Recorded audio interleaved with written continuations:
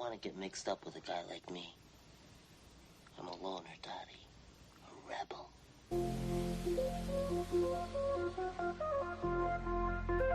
Good morning, rebels.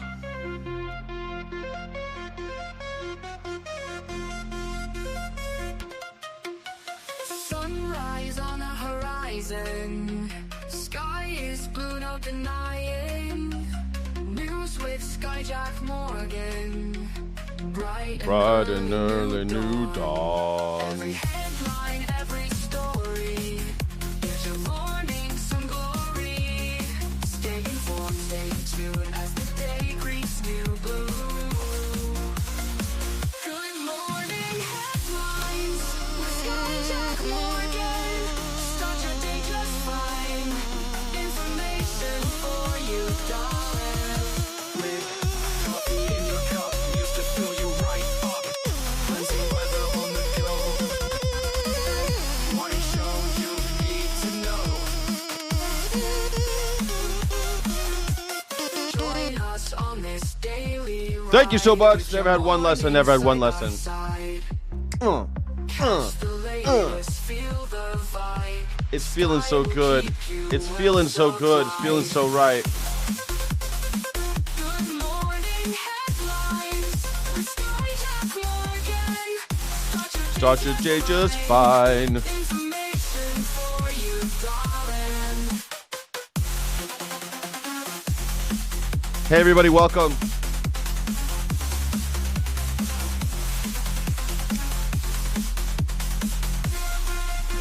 Hey, how are you, everybody? I'm going to pour myself a cup of coffee to get started. Hey, everybody, welcome, welcome, welcome, Sky City Rebels. I hope you're having a beautiful day today. My name is Skyjack Morgan. I'm an independent news and culture commentator, free speech and critical thinking advocate, and this is the #1 news show on YouTube. Yes, I know. Thank you. I'm pouring myself my Trader Joe's coffee because I can't afford the coffee that I actually like. But money loves me. Money loves me. Money loves me. Money loves me. If I could afford my real coffee, I'd be so stoked. It's happening. It's going to happen. Did I just spill coffee on my Elgato? I hope not. Everything smells like coffee. I don't know if you noticed, it's 420, baby. It's 420. It's 420, everybody.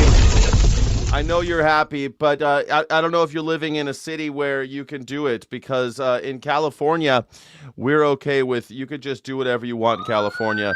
You don't need to worry about the police. 420, everybody. I hope you're having a great 420. Indeed.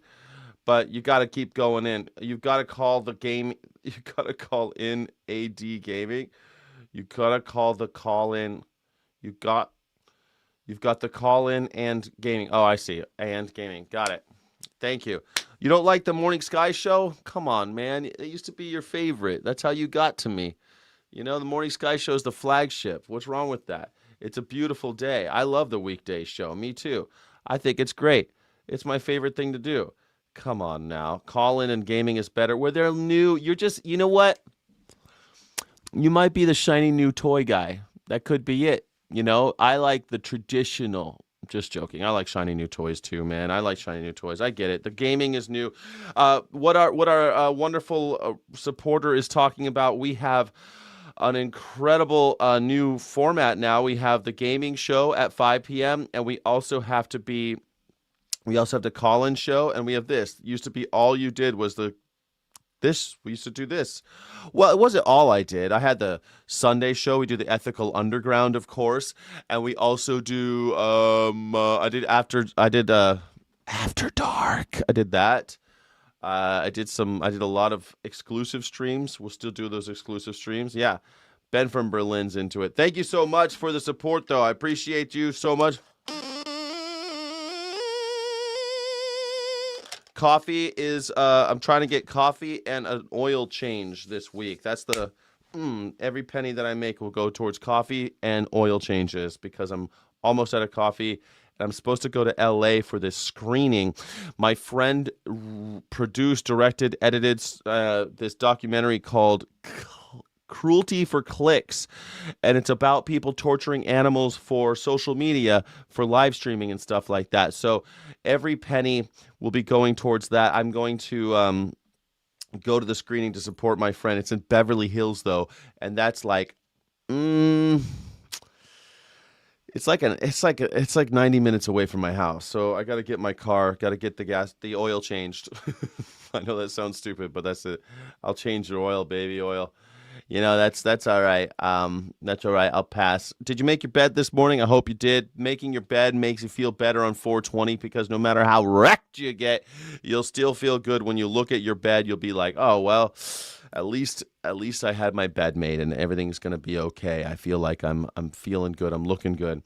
I also noticed I saw this thing I was reading today that when Donald Trump was running for office, he said that he was going to cap the credit card interest rates at 10%.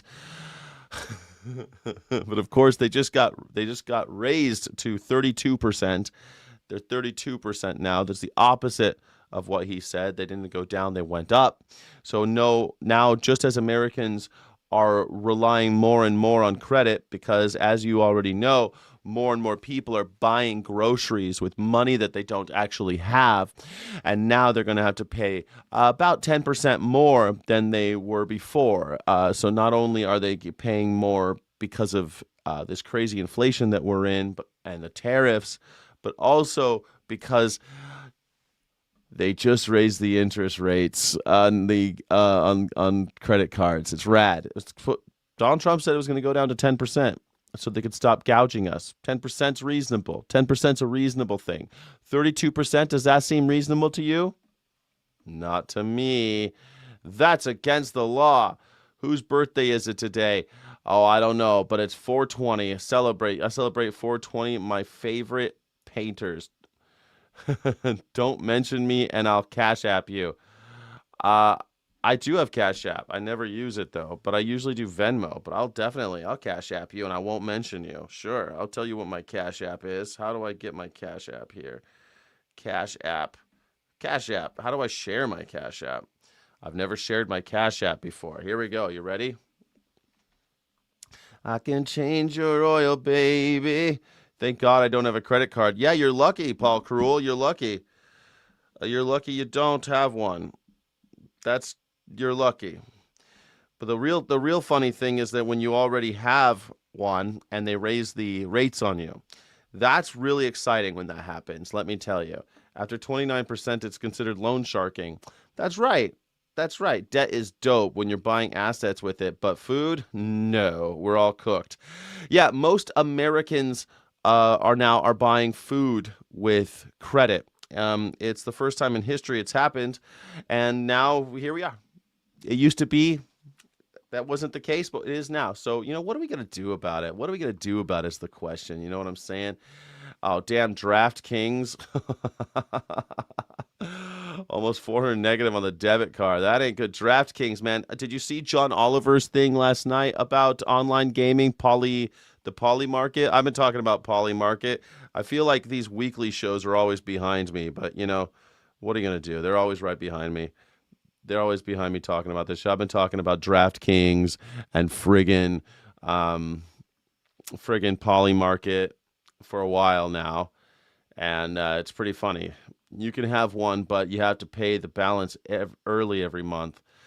Yeah, that's what you do, right? You get a credit card and then you pay the balance every time, so you build your credit. But then, like, your mom dies or your family, you have something bad, your car crash or something, and then you got to be like, oh crap, I need to use some of that for this. Damn. And then all of a sudden, the gas prices go up. You're like, oh crap, God, now this is getting harder to balance, harder to pay off every month, harder to pay off. And then before you know it, you had 2 credit cards and now one is like fucked. And that's usually how it goes. You start out, most people aren't so greedy that they want to like go buy fancy stuff with their credit cards. They're usually buying, dinner, groceries, basic stuff, and they're paying it off. But now, for the first time in American history, Americans are buying food, groceries with gas. Dollar sign Skyjack Morgan is me on. That's nice. On Cash App. Pretty cool, right? I think so too. Hold on, I'm setting up my Cash App so you can do it. You know, someone said they were going to send me Cash App so I can get my oil changed. There we go. Skyjack Morgan is how I do it. That's me on Cash App. Thank you so much, Skyjack Morgan on Cash App. I appreciate you. Crackwife gets all my Cash App money. That's okay. That's okay. Cash App. I'm Skyjack23 on Venmo. Skyjack Morgan on Cash App. Thank you. All right. Thank you. Scooped work to watch your show. Nice. Scoop it, baby. Ruben Gallegos and Ro Khanna were at Swalwell sex party. They're toast. Yeah, things aren't looking good, man. Swalwell, he messed it up for everybody. But that's one of the things is like these guys, these creepos, all the dudes that hang out with them, they're creeps, man. I don't know. I've known some creeps in my life, and I don't party with them, right? I don't go places with them. Where's your creepdar, bro? You got to be like, you got to be careful about who you go to parties with, right? Especially if it's a weird sex party. It's like Donald Trump went to Roy Cohen's parties, and he was doing lines of blow off of young men's erections.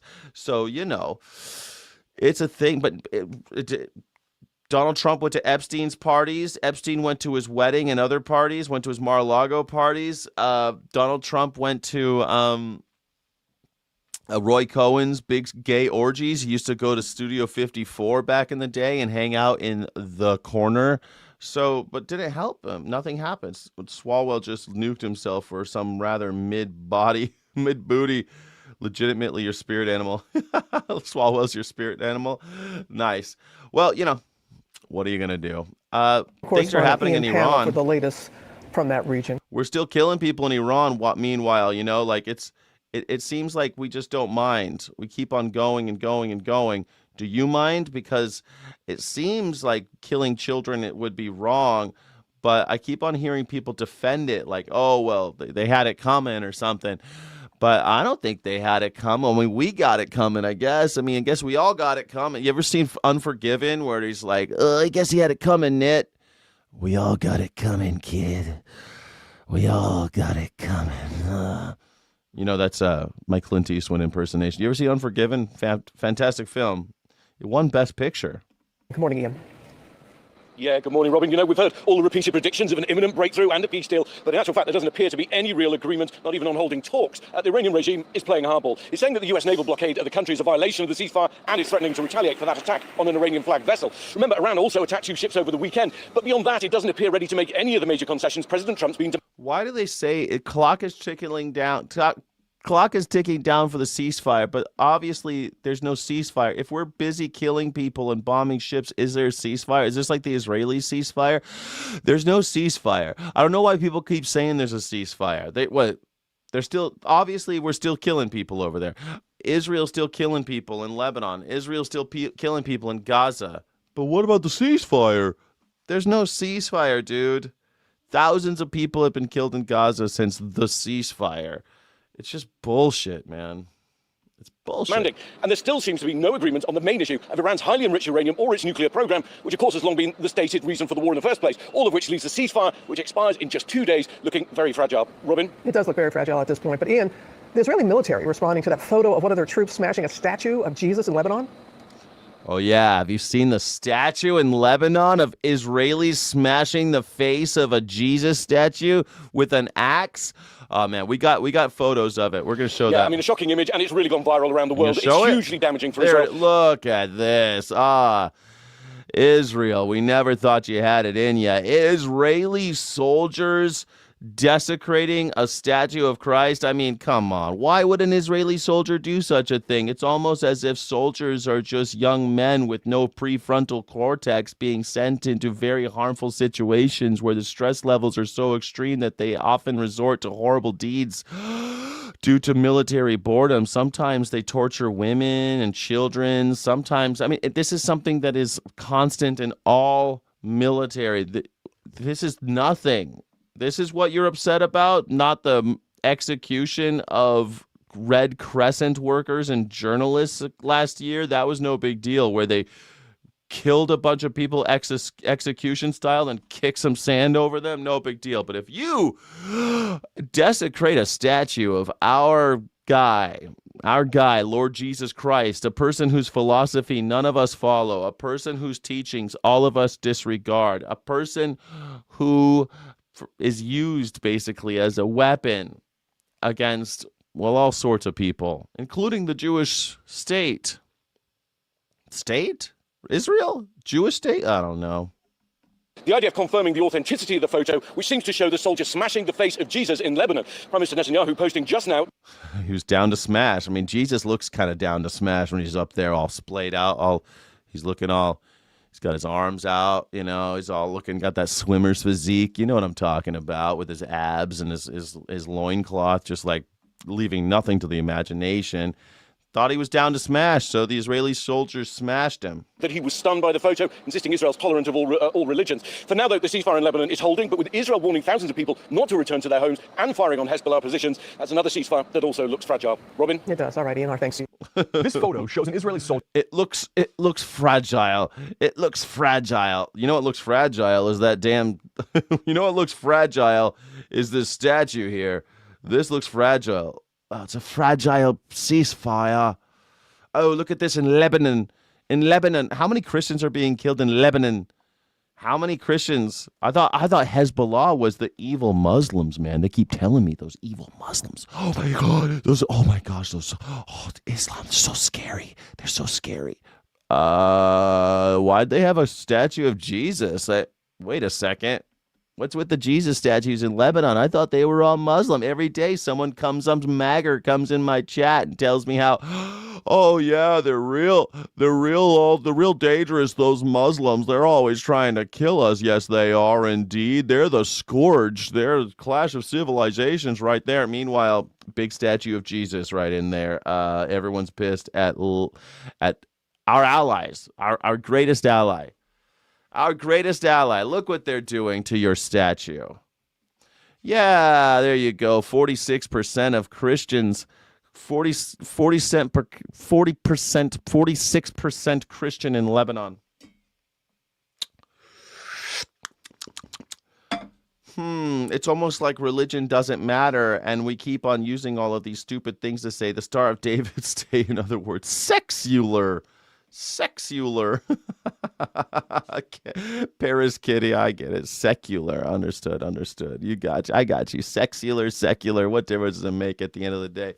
After all, the seculars they're more pro-sex than all the other religions, aren't they? Huh? Well, I don't know. So obviously Islam isn't the devil religion then, and it's so Lebanon isn't the devil.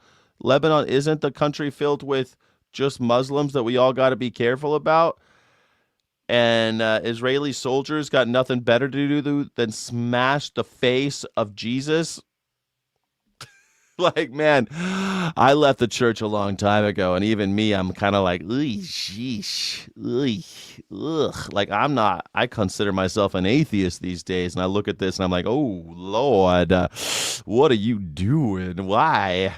Whew. What are you gonna do about that? Going to war.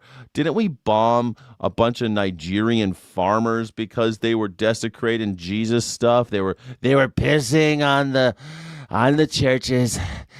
They were herding goats right next to the Christian churches, and we had to kill them. There was no other choice. No other choice. We thought there was another choice, so there wasn't.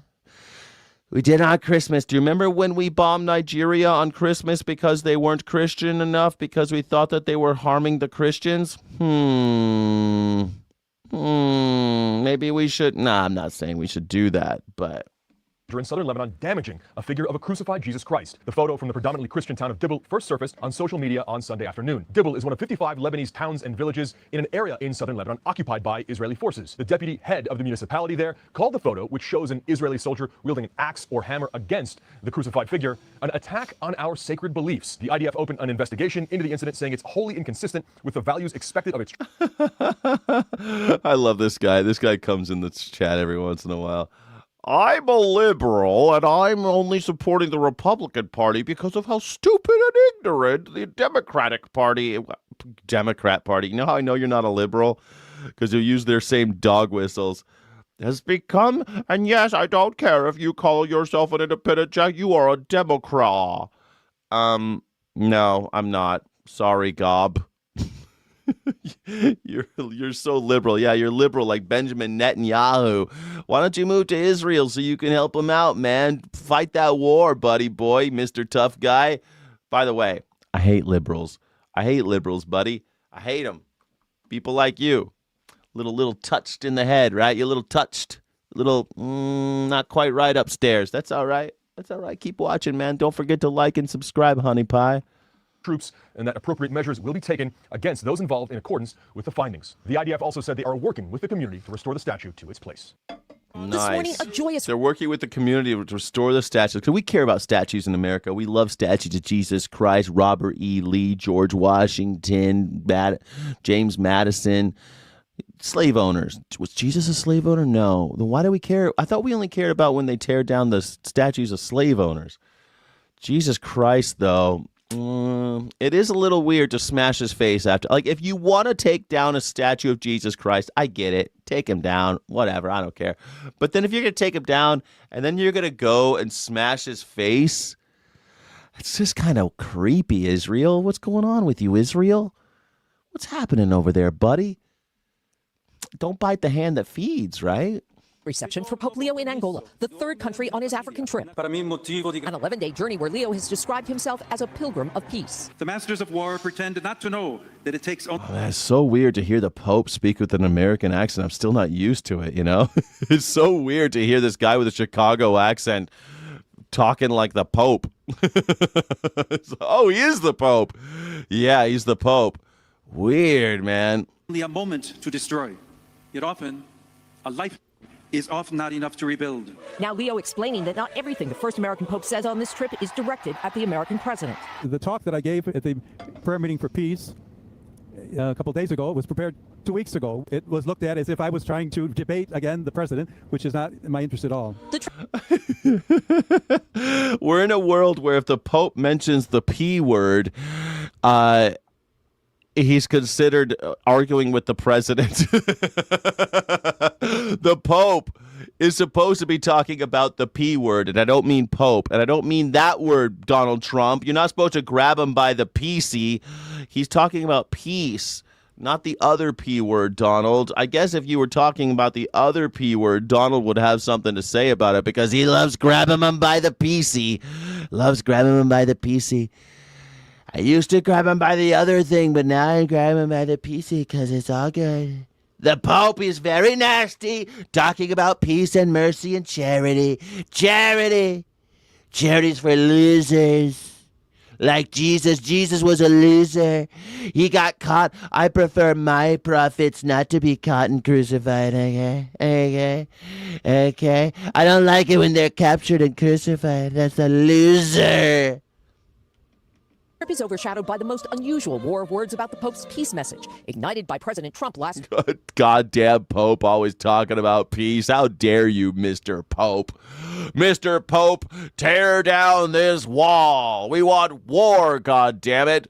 What? Armed conflict for limited resources? War, Barbarella! War! Weak. Pope Leo said things that are wrong. I think he's very weak on crime. Weak on crime. Leo did not back down. I have no fear of the administration speaking out loudly about the message of the gospel. As the president continued to double down. I have a right to disagree with the Pope. The criticism unusual. Oh, man, please play the clip. Play the clip where they're like, Donald Trump goes, he said that he wants Iran to have a nuclear warhead. Pope never said that. Nobody has ever said they want them to have a nuclear weapon, although I have said, like, who cares, right? I mean, there's only one country that's ever used a nuclear weapon, and it's us. It's really funny to me that Bill Maher gets on TV and says shit like, well, we need to worry about the Muslims getting those nuclear warheads because they believe in martyrdom. About half of our country wears a little thing called a cross around their neck in order to worship a martyr. So, that doesn't really scan. Also, Pakistan has nuclear weapons, and they are Muslim AF over there, son. I mean, the whole reason Pakistan exists is because they didn't want to hang out with the Hindu, right? They didn't want to hang out with all those mean Hindis, so they did the partition. Bloody battle, horrible stuff. It's one of the underreported things in world history, where they killed each other because they partitioned it. Some people think it led to the murder of Gandhi, but that's neither here nor there. Pakistan has nuclear weapons, and they haven't used them against their longtime adversaries, the Indians. So clearly there's something wrong with us. We're the only country to ever use a nuclear weapon, and we are the ones, for some reason, that have the moral high ground and the audacity to tell other countries that they're not allowed to have them. Come on. Elon Musk, thank you. Again, Elon Musk had to have a massive penis extension implant put in order to try to look like me. He spent a lot of money to try to look like me. He put hair plugs in. He got himself a jaw job, teeth. He got his teeth done to look like me. It's crazy. The dude is like obsessed with me. Elon Musk, I get it. You're obsessed with me. Chill, bro. God damn it. I should get paid by Elon Musk at this point. Like, isn't there something like a likeliness? Oh, what is it called? The likeness laws? Keeps on trying to look like me? What the fuck, dude? Christopher White is the author of a book on Leo and a veteran of multiple papal trips. Did you ever think you'd ever see something like this? This conflict is unprecedented. On the other hand, he wanted a gap like me. Because look it up. Gap tooths were highly sexual. We're really our sexual prowess is shown by the gap tooth. Look it up. Google it. Google gap tooth sexuality, man. You'll find out that people with gap teeth, we ain't players. We just crush a lot. Ask your mammy. I'm probably your daddy. it does sort of make sense. Pope Leo and President Trump have very different leaders. Elon Musk is a fake meme. He would be the Temu Skyjack, really, if you think about it, because I was born this way. I just wake up and I look like this. He has to have a lot of work done to look the way he does. I mean, he's had a lot of gender-affirming care to look like a real man. So I'd say he's the Temu. He's the Temu. Ship styles, very different visions of the world. Or, you know what? Maybe not Temu, maybe more like Ross. He's kind of like second choice. He's Ross. TJ Maxx. And the president's own party advising Trump to move on. I think he wants a better world, but I don't agree with him about this new holy war with the Pope. As the Pope works to try to keep the new holy war with the Pope. Oh, thank you so much, Frankie. I love it. I love listening to John Kennedy talk about the Pope. Now we go get down here to go bring him down the lick log, have a bit of a disagreement with the Pope. I don't know what we gonna do, Boss Hog. Boss Hog. Is it just me, or is John Kennedy sounding more and more like Roscoe P. Coltrane? Oh, those Duke boys are at it again. What is going on with this guy? Focus on his trip. Now, over the weekend, Vice President J.D. Vance, who is a recent convert to Catholicism, posted that he was grateful the Pope said he did not want to get into a debate. This guy, the stupid J.D. Vance. J.D. Vance is arguing with the Pope, saying Pope should be careful while talking about theology. A man who's dedicated his entire life to studying theology, he should be careful. 41-year-old J.D. Vance, who just converted to Catholicism 5-6 years ago, thinks he has the fucking balls to tell the Pope. Imagine that. You just became Catholic, asshole. I've been there since day one. I've always been Catholic. Let me tell you, it ain't all it's cracked up to be, homie. Fucking Johnny come lately. And you know, he just made this he just probably he had someone ghostwrite a book for him. He just published a book with his name on it, J.D. Vance, about like how he found faith again, how he returned to faith. And on the cover, it's got a Methodist church on it instead of a Catholic church because whatever, man. This guy, like J.D. Vance arguing about the Pope, bro, you could be uncatholicized like that. Argue with the bishop, dumb shit. With the president. But, another thing people are talking about is maybe a cardinal. Argue with the cardinal. This is the first native English-speaking pope, and maybe perhaps is because there's no need for translation. That's what's amped this up. I don't think that's true. In the past, there have been disagreements between the presidents and popes, but this is the first time we have seen an occupant of the White House go directly after the leader of the Catholic Church with such vitriol. It really is a shock. It really is a shock. Yeah, it's a shock. I mean, it wasn't so long ago. 3 weeks ago, y'all were putting the fucking ashes on your head, and now you're like, leash, our president's shitting down the Pope's leg. What should we do about it? Just let the Pope do his thing. The fact that the president of the United States is crying so much about the Pope, these crybabies, it's just constant crybabies. Can I get some wet floor signs for these crybabies? Donald Trump crying about the Pope, preaching peace and mercy again. Come on, man. What show is this, Paul? This is the #1 news reaction show on YouTube, Skyjack Morgan's Morning Sky. Thank you so much. My name is Skyjack Morgan. I'm an independent news and culture commentator, free speech and critical thinking advocate, and boy, are my arms tired. Sky City Rebels represent. Please drop an emoji in the chat. Thank you so much. What's the deal and how you feeling? Yeah, we need those wet floor signs, everybody, because Donald Trump is crying again. Donald Trump is crying about the Pope now. First, it was the Episcopalian talking about mercy.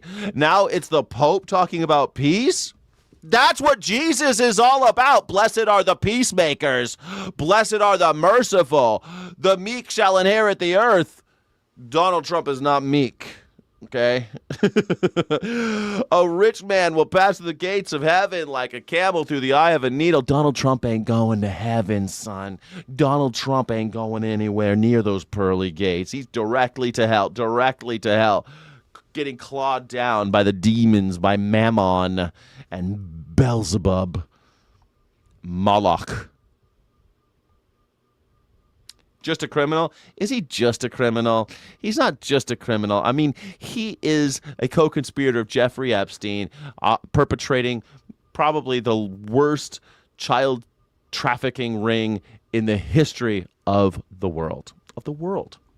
I mean, of course, there's been other bad things that have happened to kids, but straight up moving them around and buying and selling them like merchandise to billionaires, that's Donald Trump's bag. That's what he's into. To wake up and to hear this kind of news that someone would shoot 8 innocent children, it's just unreal. Speaking of children, Charlie Kirk's legacy continues. 8 children shot.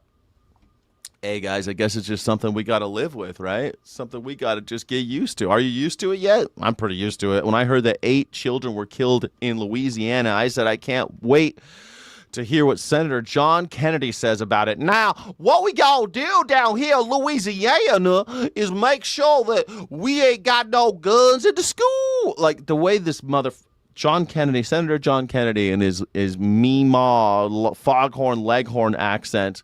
Tell me what we're gonna do about the kids shootings, huh? Some teenager walks in and kills 8 kids. God damn. This morning, we're learning more about a tragedy in Louisiana that left 8 children dead and 2 women critically injured. Investigators say the violence unfolded early yesterday morning at 2 homes in Shreveport, where a man carried out a series of shootings authorities describe as a domestic violence incident. You ever been to Shreveport? It's fun, man. I love Louisiana. God damn it. The deceased includes 3 boys and 5 girls, ranging in age from 3 to 11. Officials say 7 of the victims were the suspect's own children, while another was a relative. 2 women identified as the suspect's wife and a second woman believed to have been in a relationship with him were also shot and remain seriously injured. Jesus, man. They're calling it a domestic dispute, but come on. It was still a school, right? It was like a little school or something. I don't understand how these things happen. Killing kids. But I guess, when your president kills kids, I mean, why not? I mean, Donald Trump has killed millions of children at this point. He's signed the death warrant for them at least. I mean, if that's what you're into, right? That's what Donald Trump is into. I don't think it's right, but seems like a lot of people think that they're okay with this. They're okay with kids dying. I don't get it.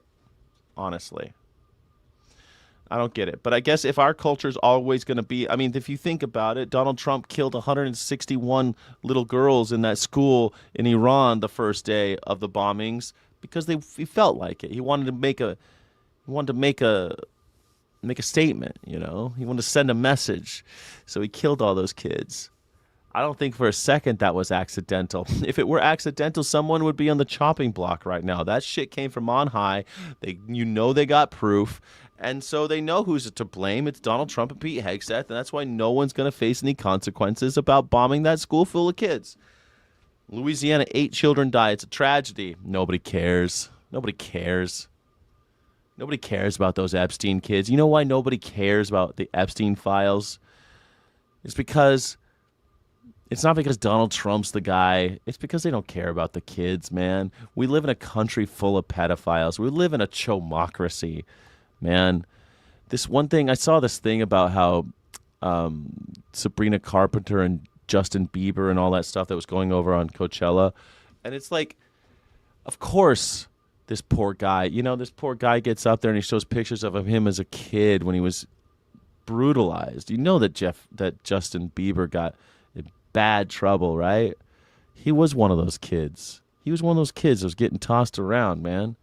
Sabrina Carpenter, she's cashing in, man. She cashes in on the abuse. She spends all her shows on her knees doing sexual stuff and acting childish. Why? Why do you think, man? You think 45-year-olds are buying that album because they think her music's great, because they like the spectacle of all the fireworks? You think 45-year-olds are, think about like 40-year-olds wrote that Teenage Dream song by Katy Perry. Katy Perry, she's still trying to cash in. Girl, you're 40. It's too, like, she was 27 when she required Teenage Dream, when she sang that song. I'll be your teenage dream when make you cream in my skin tight jeans tonight. Come on, man. We live in a country of chomos. It's weird. Every day I hear somebody trying to defend the chomocracy. Every day. She's also a predator. Yeah, I know. Hurt people, right?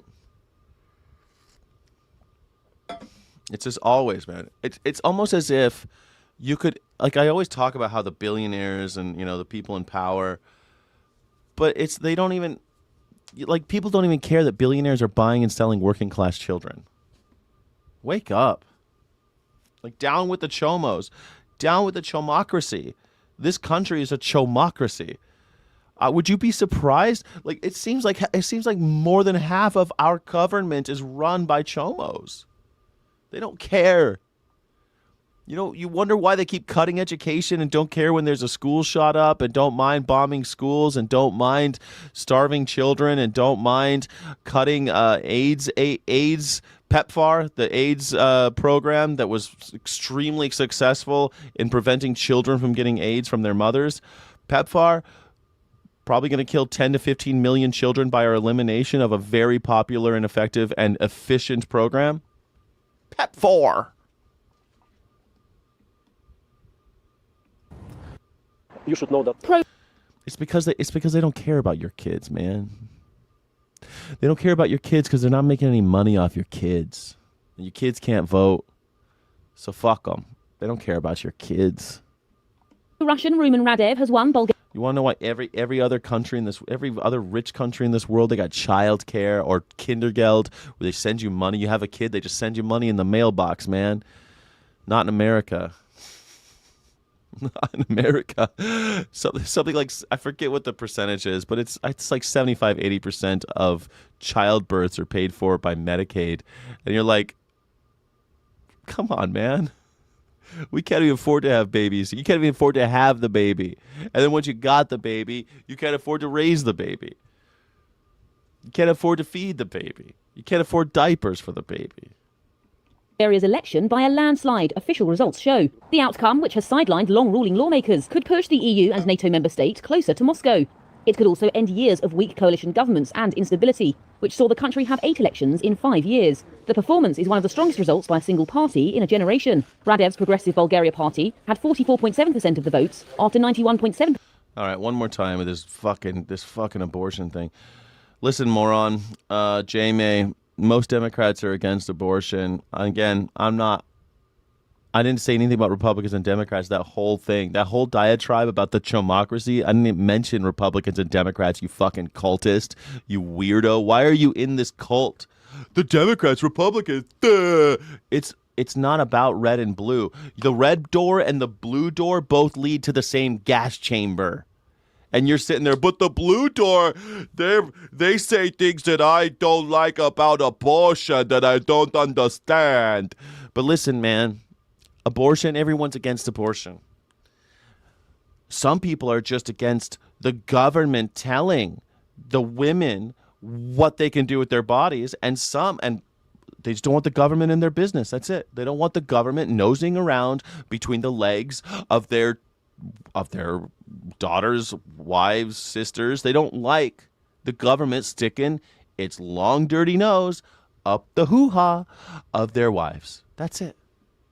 That's what the Democrats are saying. The Republicans are saying, we want the government to stick its long nose up the snatchies of young women. Well, all women. Because we don't think women should have the right to make any of the decisions over their own reproductive health or anything like that. We want the government to decide. That's the argument.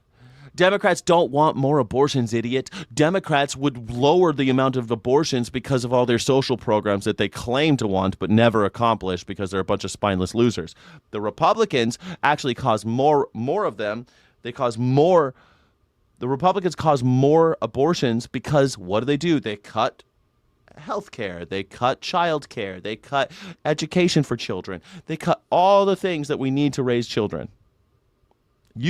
I would have a child right now if I had the money to have a child or I thought that the country was stable and we weren't in a war, all these stupid Republican wars. You want more babies? You want people to stop having an abortion? Stop having wars. Make sure everyone has enough money to feed their babies. Bada bing, bada boom, you got more babies. Piece of cake. You know that animals in captivity under stress don't mate? It's almost like their body knows. When an animal's in a zoo, you basically have to force them to mate. You know that? Isn't that weird? You gotta force them? Huh. Wonder what's happening. Why aren't Americans having babies? Of ballots were counted, suggesting it could rule alone in a strong minority government. But the former Bulgarian president has not ruled out a coalition with a pro-European group or a smaller party. Its tally put it far ahead of the pro-European PPDB coalition and dominant Gerb party, both of which received 13% of the vote. Radev stepped down from the presidency in January to run in a parliamentary election after mass protests forced out the previous government. A former fighter pilot, he opposed military support for Ukraine's war effort against Moscow and remains a Eurosceptic. What Europe needs right now is, again, critical thinking. Critical thinking? Europe needs critical thinking. Man, can you come to America next? Because we are devoid of critical thinking. Questioning authority, first step? Nah, Americans aren't into it. We're a country of bootlickers and snitches now. It used to be rebels and revolutionaries. Now we're bootlickers and snitches. It sucks. Pragmatic actions. You know what's funny? I used to kind of like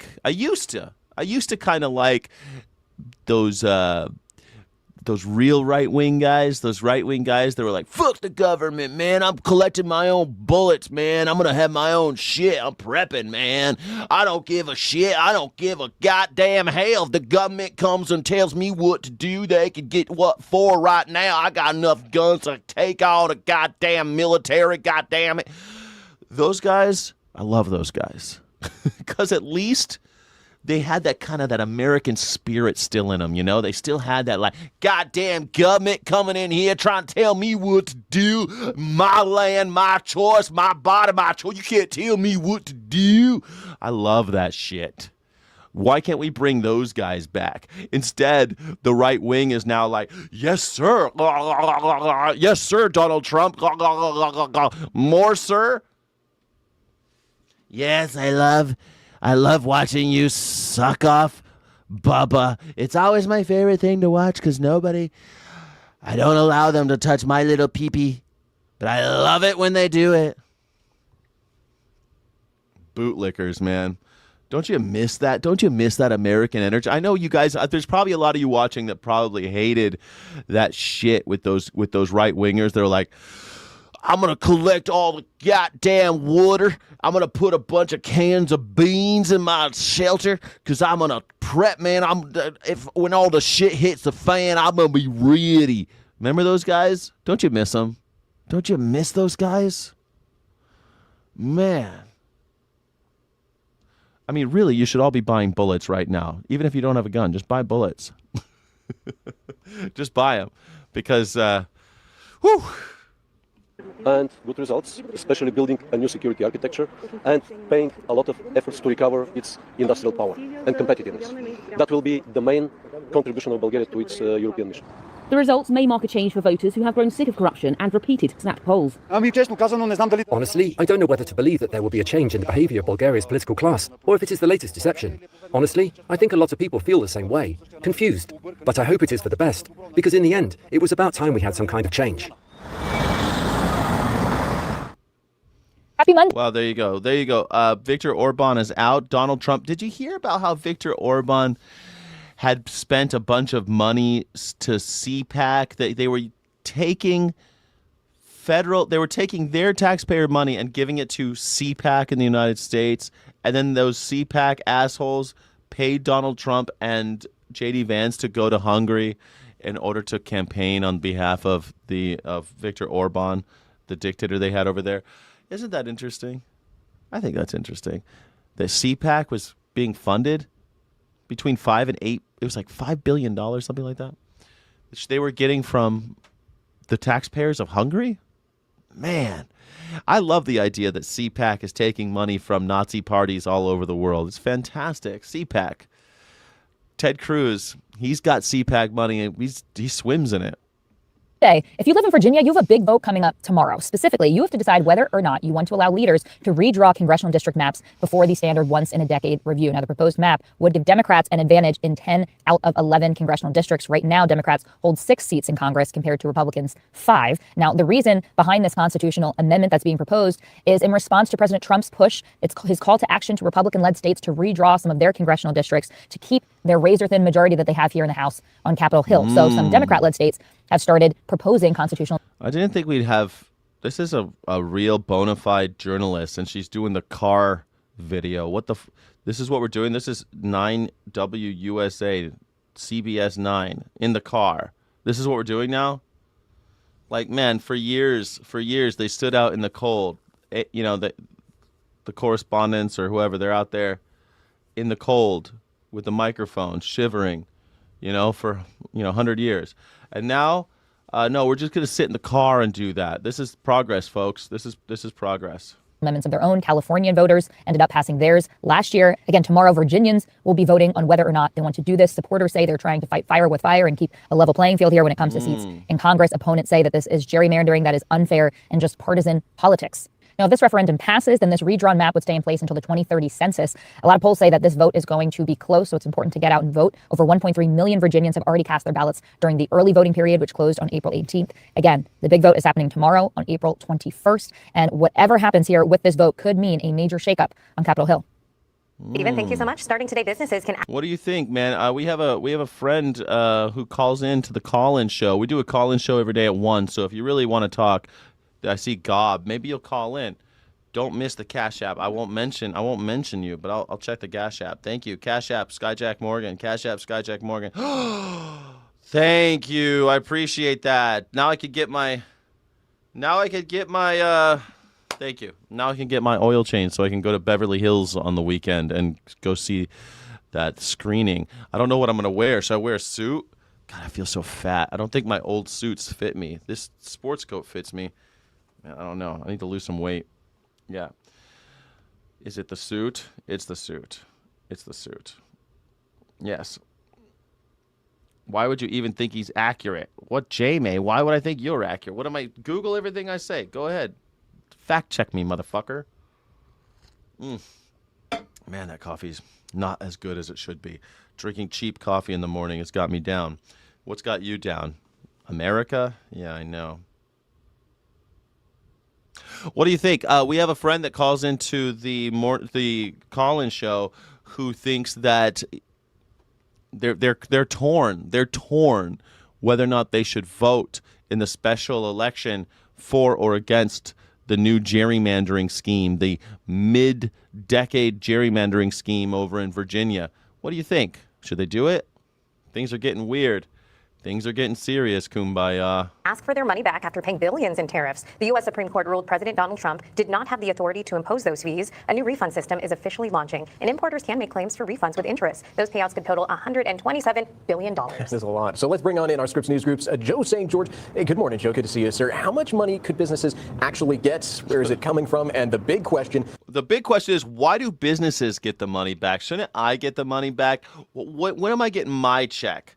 I want to check those motherfuckers. Why they did the tariff? I said it was illegal from day one, but I didn't get a choice whether or not to pay it. The businesses acquiesced, and here we are. They're going to get a refund, and you're going to have to pay for that refund. They're going to get a refund from the government. That's great. Guess who pays for it? Guess who pays that refund? You and me, through our taxes.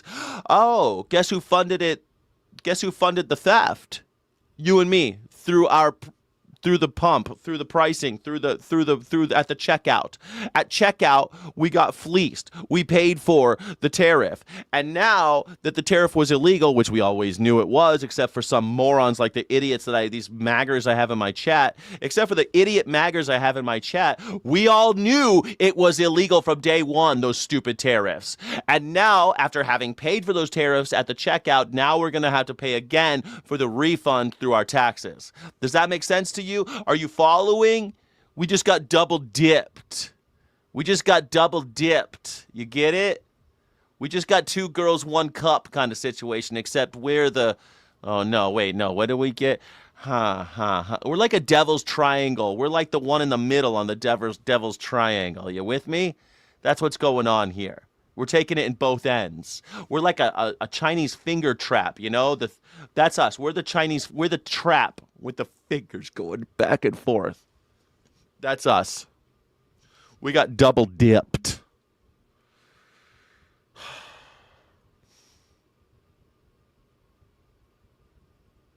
Could consumers ultimately get any type of refund too? The all-important question, right? Will you get a check from the business that you bought something from, and Oh, good question. Tariffs, import tax. What's the difference? Well, one is something that Congress writes. Let's just start right there. Congress, our representatives, those are the ones. That's an import tax. A tariff, well, it's usually supposed to be done by Congress as well. But this tariff, this illegal tariff, was done by Donald Trump by decree because he thinks he's king of the universe. This fucking moron, this orange bastard, this stupid piece of shit, this incontinent old man, this sundowning octogenarian. This is where we are. Our representatives were circumvented by this imbecile emperor with no clothes, buck-ass naked emperor. That's what we got. One was illegal and one is legal. Let's just start right there. There's a lot of other differences, but that's enough for our purposes today on the #1 news reaction show on YouTube, The Morning Sky. Thank you all for joining. I'm so glad that you're here. It's the #1 news reaction show on YouTube. Thank you. Yes. that business paid a tariff on. It may require a court order, but there's certainly a chance that that's where the story goes. It just doesn't look like it's going to be a very fast process. This website for businesses that, again, paid tariffs last year, for instance, that goes live in about 45 minutes or so at the top of the hour. We're expecting the approval time to be anywhere between 60 and 90 days for the U.S. government to essentially approve these refunds. We don't know how quick this process will be. And remember, last year the president hinted that the U.S. Treasury actually spent some of the money that it brought in. It's not as if the refunds came in and it was left alone in a separate account. But the court has been clear, and Costco was one of the big businesses that really pushed for these refunds. In fact, they filed lawsuits prior to the Supreme Court ruling a few months ago now, that the president usurped his authority, acted improperly by imposing so many of those tariffs on his... He didn't usurp his authority. He usurped Congress's authority, which are our boys and girls. Those boys and girls in Congress, they represent us, supposedly. I mean, let's face it, they actually represent their bullshit parties, but at least theoretically, they represent us and our interests. The Don, the king, the president doesn't represent us. He represents the executive branch, the cops. He represents the government. He's the one exerting the will of the government, which is supposed to be the will of the people as filtered through our Congress. But he skipped that part because it's just his will versus ours now. Do you think you're going to get a check in the mail? I'm waiting for my check. Everybody. Yeah. You know he's reading my shit. He ain't answering to none. You're not even a channel member, dipshit. Look, see, you know who I read when I look over? The guys in green. That's who I read. Every once in a while, I'll see someone who's not in green. But see, the people who are channel members, who actually support the channel, I see them first. And then I give a chance for everyone else to talk at 1 p.m. every day, Monday through Friday. We do a call-in show. You can call in. You could call in and talk about whatever you'd like to talk about. I'll give you 15 minutes. You could talk about anything on your mind there, J May. All you got to do is have the courage to call in. That's it. Piece of cake. You don't have to turn the camera on. Just talk, buddy boy. So yeah, if you really got an itch and you really want to call, you could comment. You know how he debates with the callers? I'm extremely nice to the callers. I'm extremely nice. The problem is people like you, they usually drop the N-bomb and run away, or they just start saying slurs and then they hang up. So I'm guessing you're one of those. But no, I don't. It's not even a debate show. It's a call-in dialectic show, I like to call it, because look it up. Do you know what the difference is between a dialectic and a debate? Anyway, I'm wasting time with you now. Look, if you want me to mention, if you want me to talk to you, then here's the thing. I'll put it up here with you. Here you go. Send a super chat to guarantee your message is seen and read live on stream. Join the conversation now. You can do that right now. I read everything. Or you could become a channel member, and I'll notice you in the chat more because this is green. See, look, I like not getting a check because the government didn't screw me. I like that too. That's better. That's a better situation. See, I see the green. You get preferential treatment if you're a Sky City Rebel. Thank you, Sky City Rebels, by the way, especially my Black Belt members, Purple Belt members. You get special streams, special exclusive footage, exclusive, streams just for you. And it's good times, good times. Thank you, everybody. You don't have to be a loner, but you do have to be a rebel. But you're talking about north of 300,000 businesses, importers in this country that paid varying degrees of tariffs. They obviously want their money back. Does that get passed along to all of us? Well, that's a story we'll be watching closely in the weeks and months ahead. Oh, yeah. A Dalek, yes. Exterminate, exterminate.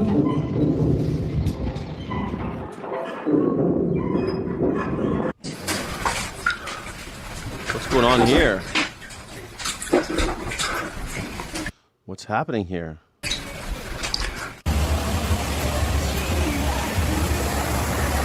my gosh. Oh my gosh, what's happening? It's an earthquake. Holy shit. It's a Japanese earthquake. It's a huge earthquake in Japan. They're going to have a tsunami, baby. This just happened. Look at this. Their Bon-Marie, man, I used to live in Japan. I used to go to places like this. It was so cool. Oh no, those air raid sirens. It means a tsunami's coming. It's gonna be like Fukushima all over again. They're saying it's gonna be a 9-foot wave.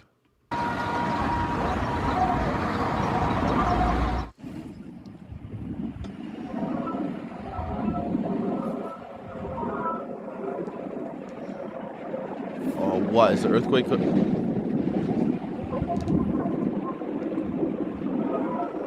Run, Thomas. Run, Thomas. There's an earthquake.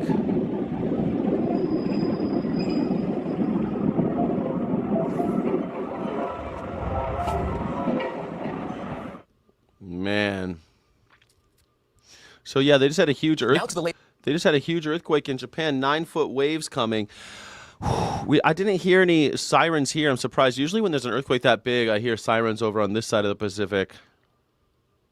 Can you imagine a 9-foot wave? 7.7 magnitude, yeah.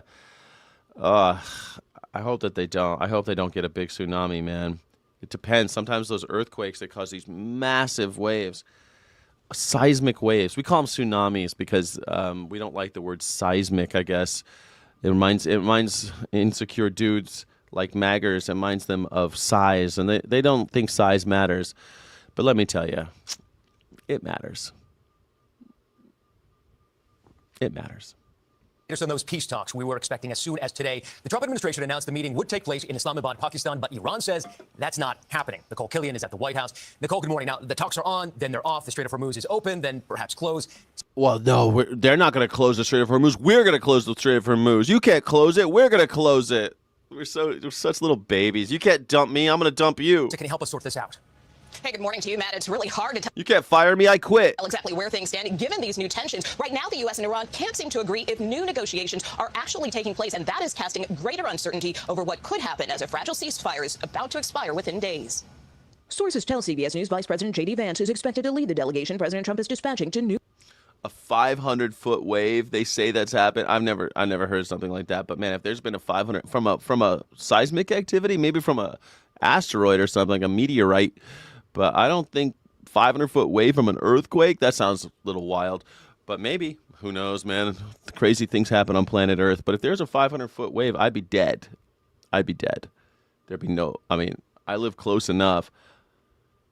It would come right through the canyon and probably kill me. I don't know, man. 500 feet? Yeah, it'd definitely kill me. 500 feet. My house would be underwater. I'm too close to the water. Yeah. But I think New York would be gone if there were a 500-foot wave in the Atlantic.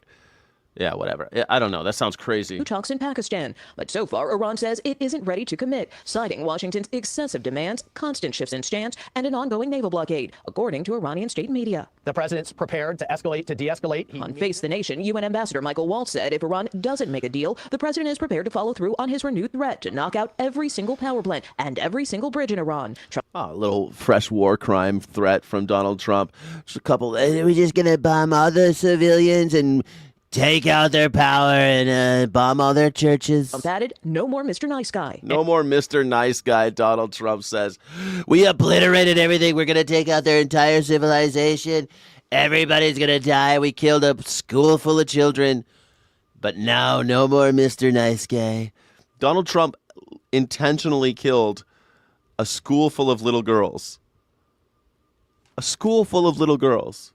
Went to school at 10 a.m. They knew what time the school goes. At 10 a.m., school's open, school's in session, and Donald Trump decided to bomb that school full of children.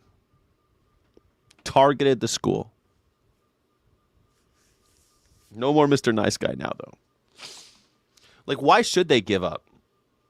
Honestly. If it were us, would you think that we would give up? If some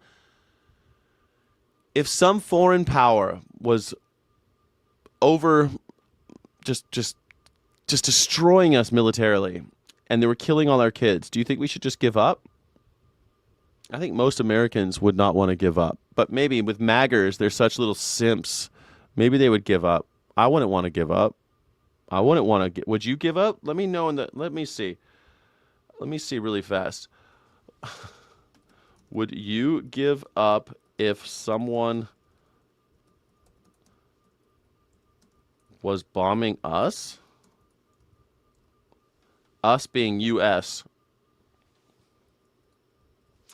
Let's see what you guys say. Here we go.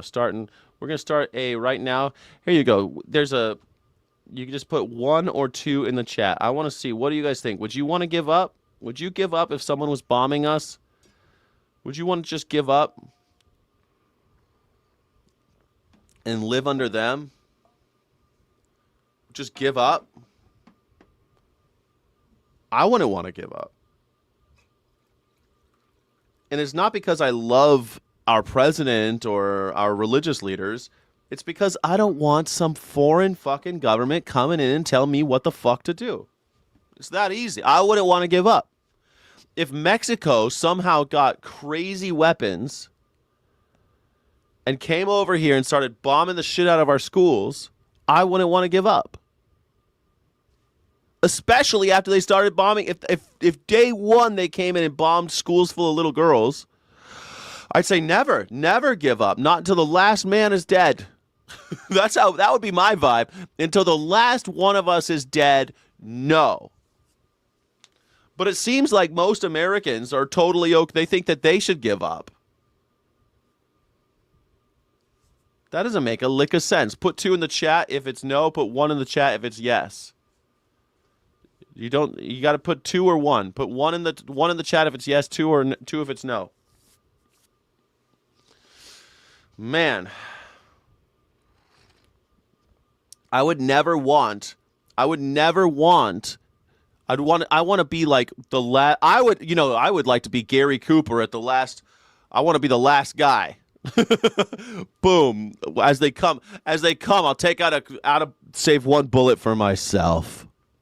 You know that myth? There's this myth that ball at the top of a flagpole has a bullet and a match, and you're supposed to be able to go over there, crack it open, burn the flag, and shoot yourself if you're the last man standing. Man, I want to be that guy. We don't know who the enemy is, Jack. It doesn't matter who the enemy is. I don't want them coming after me. I don't want to give up. Never surrender is different than never surrender. Never surrendered is different than never surrender. Thank you, Co-Sider. Yeah, I mean, Trump is the enemy within, but I mean, Trump is the enemy of them. It's so funny. They think death to America. Oh my God, how dare you say death to America? J-May, you definitely give up. You'd bend over day one, you'd bend over day one, spread your cheeks just like you do for Donnie. Just like you do for, got boots you want licked? I love the taste of boot leather. Y'all got boots you want licked? All right, looks like the no's have it. I'm proud of you. Thank you so much. Wow, great job. Great job, everybody. Thank you for hooking me up, restoring my faith in America.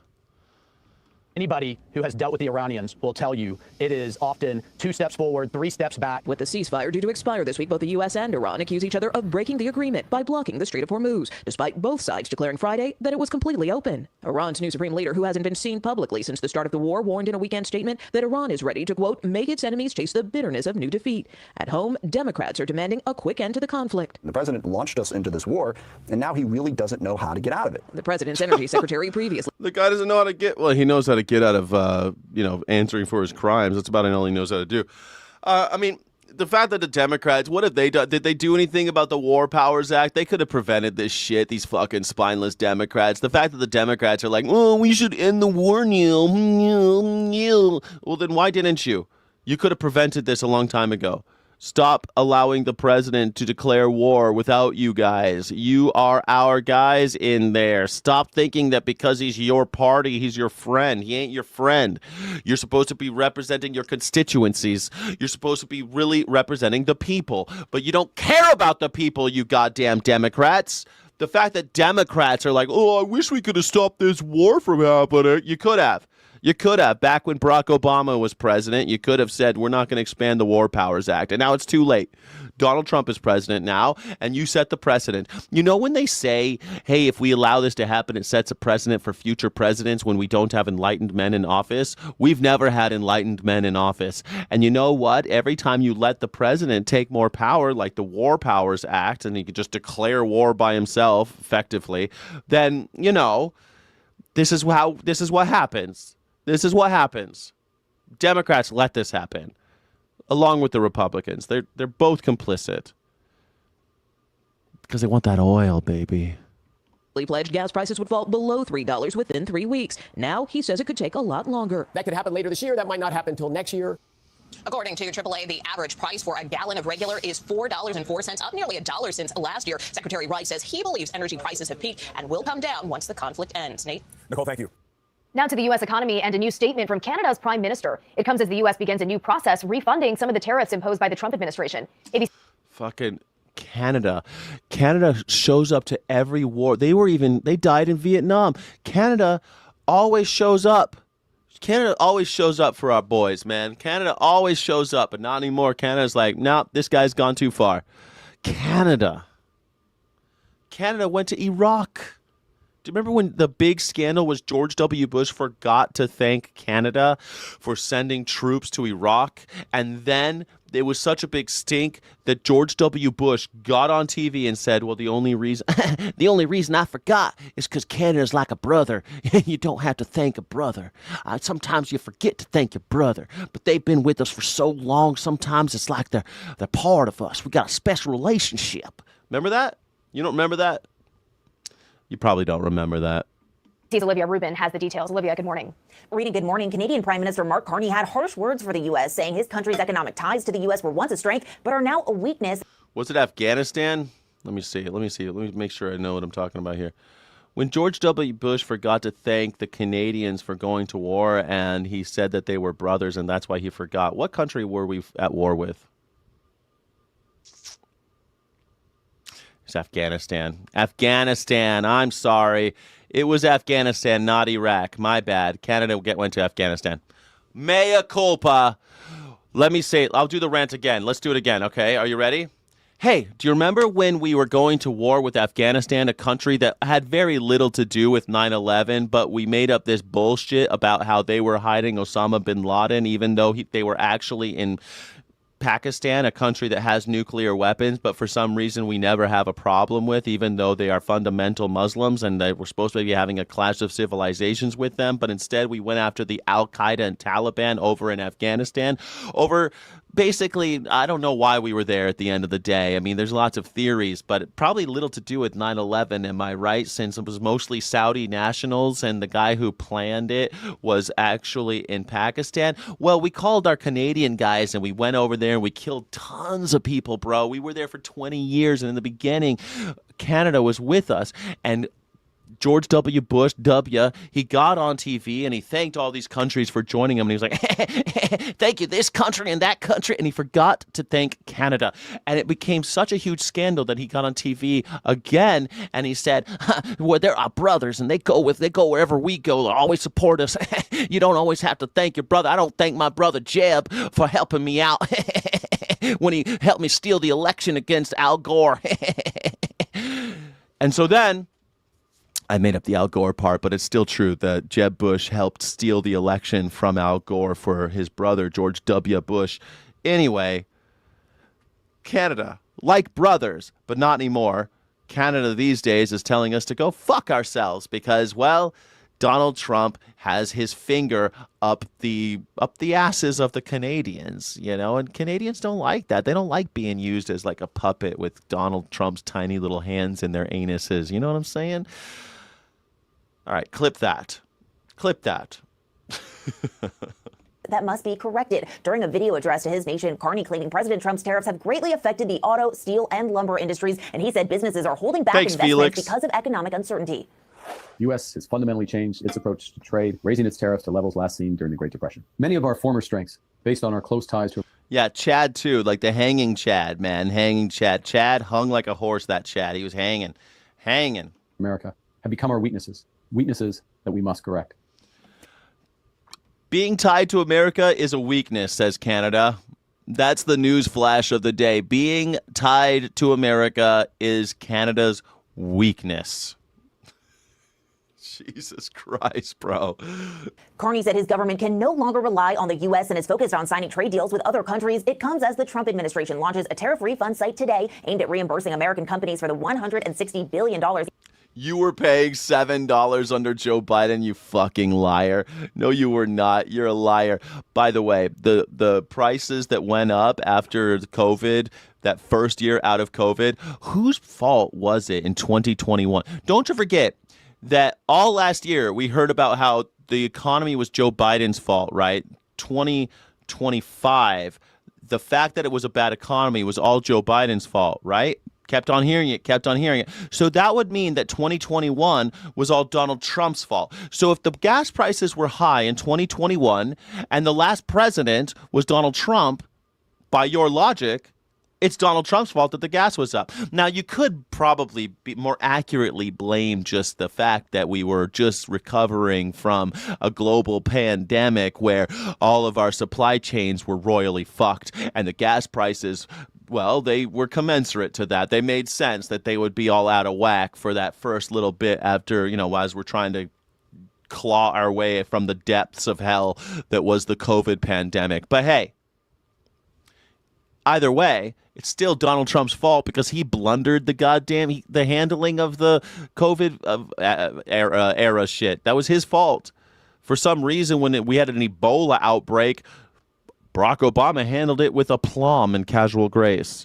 But for some reason, all the pandemics, SARS, MERS, Ebola, Zika, West Nile, all those diseases that kill all these people all over the world, every president has been able to handle it with casual grace, but not Donald Trump. He plunged us into the pit of hell in 2020.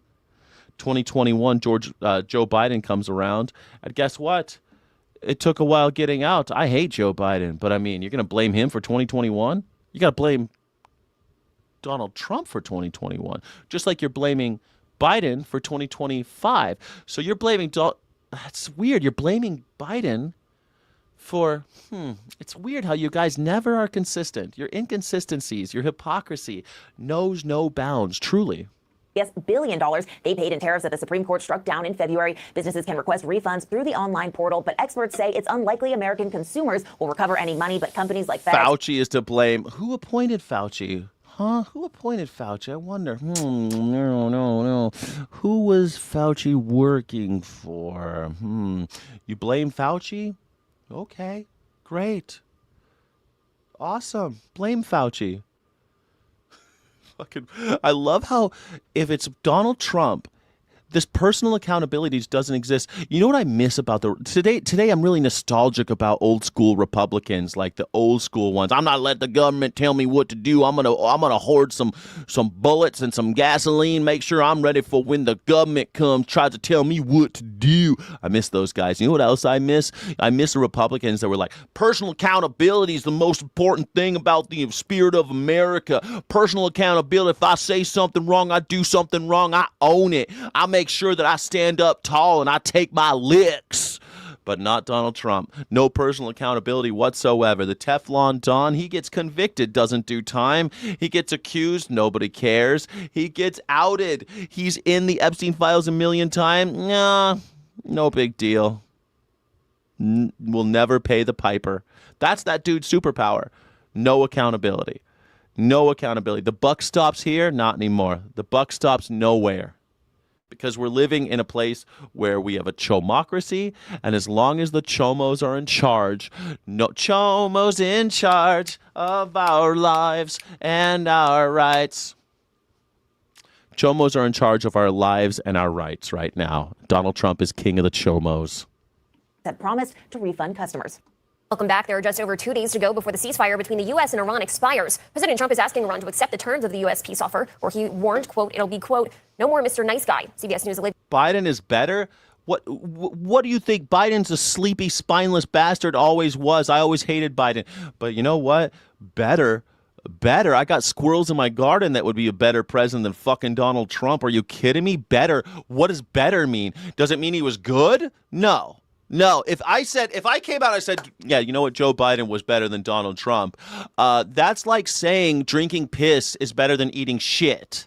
You understand? Yeah, maybe piss might go down the pipe a little more easily and not make you gag as much. And piss is sterile, so maybe it's better for you to drink sterile piss than it is to eat a bowl of shit. But is it really better? Like, it's better. Biden is better than Donald Trump the way piss is better than shit. Drinking piss is better than eating a bowl of shit.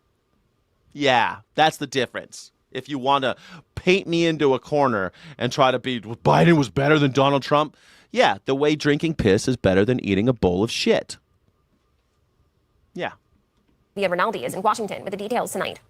On Sunday, President Trump said the U.S. military seized an Iranian ship, blowing a hole in its engine room as it tried to get past an American naval blockade. This comes hours after the president responded to Iran reclosing the Strait of Hormuz, announcing, quote, we're offering a very fair and reasonable deal, adding if Iran doesn't take it, the U.S. will, quote, knock out every single power plant. And I love this.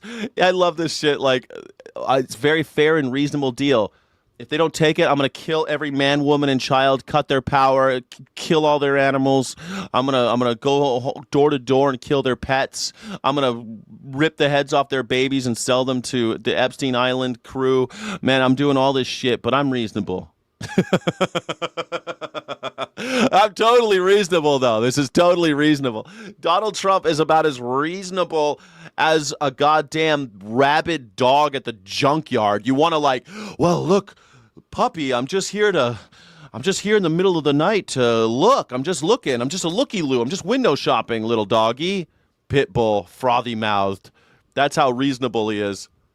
Every bridge in Iran. No more Mr. Nice Guy. President Trump said he's also sending representatives back to Pakistan. Reasonable people always say no more Mr. Nice Guy. No more Mr. Nice Guy. This guy's like a villain in 1966 Batman. You know what I mean? Same Trump time, same Trump channel. Come on down. Will Trump make good? Will Trump really kill all the babies in Iran? Will Trump actually cut the power to every hospital in the country? Will he obliterate the entire civilization? Find out next time on Trump Man. God damn it. For another round of negotiations, but it is unclear if Iran will show up. Late Saturday, Iran's parliamentary speaker said Iran has a fundamental distrust of the United States. The current ceasefire between the U.S. and Iran is set to expire in the coming days.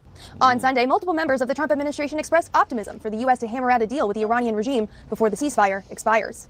The ceasefire is going to expire. There was never a ceasefire. This is all bullshit. It's all propaganda.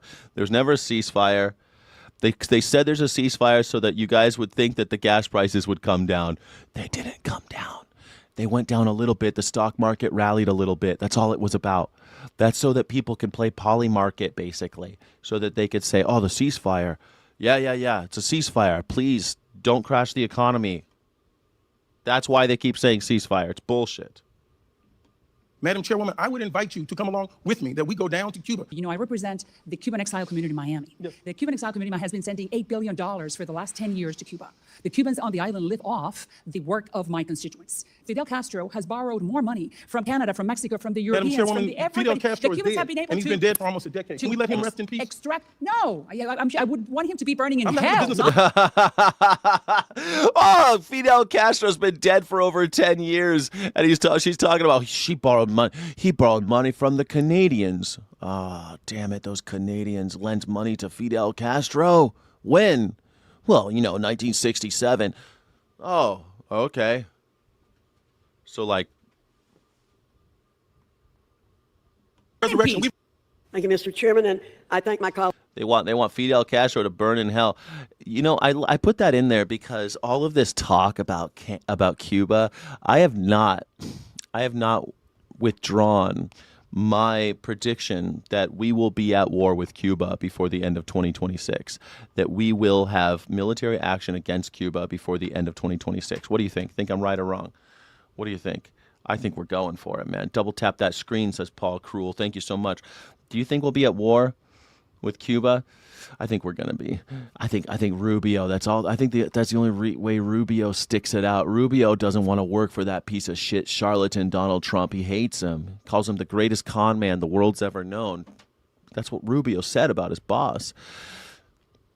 And I think he sticks with it because he knows that if he just stays with it, if he just sucks that little toe a little bit longer, if Donald Trump keeps licking those boots, that he might actually be able to do his lifelong ambition, which was to take Cuba back.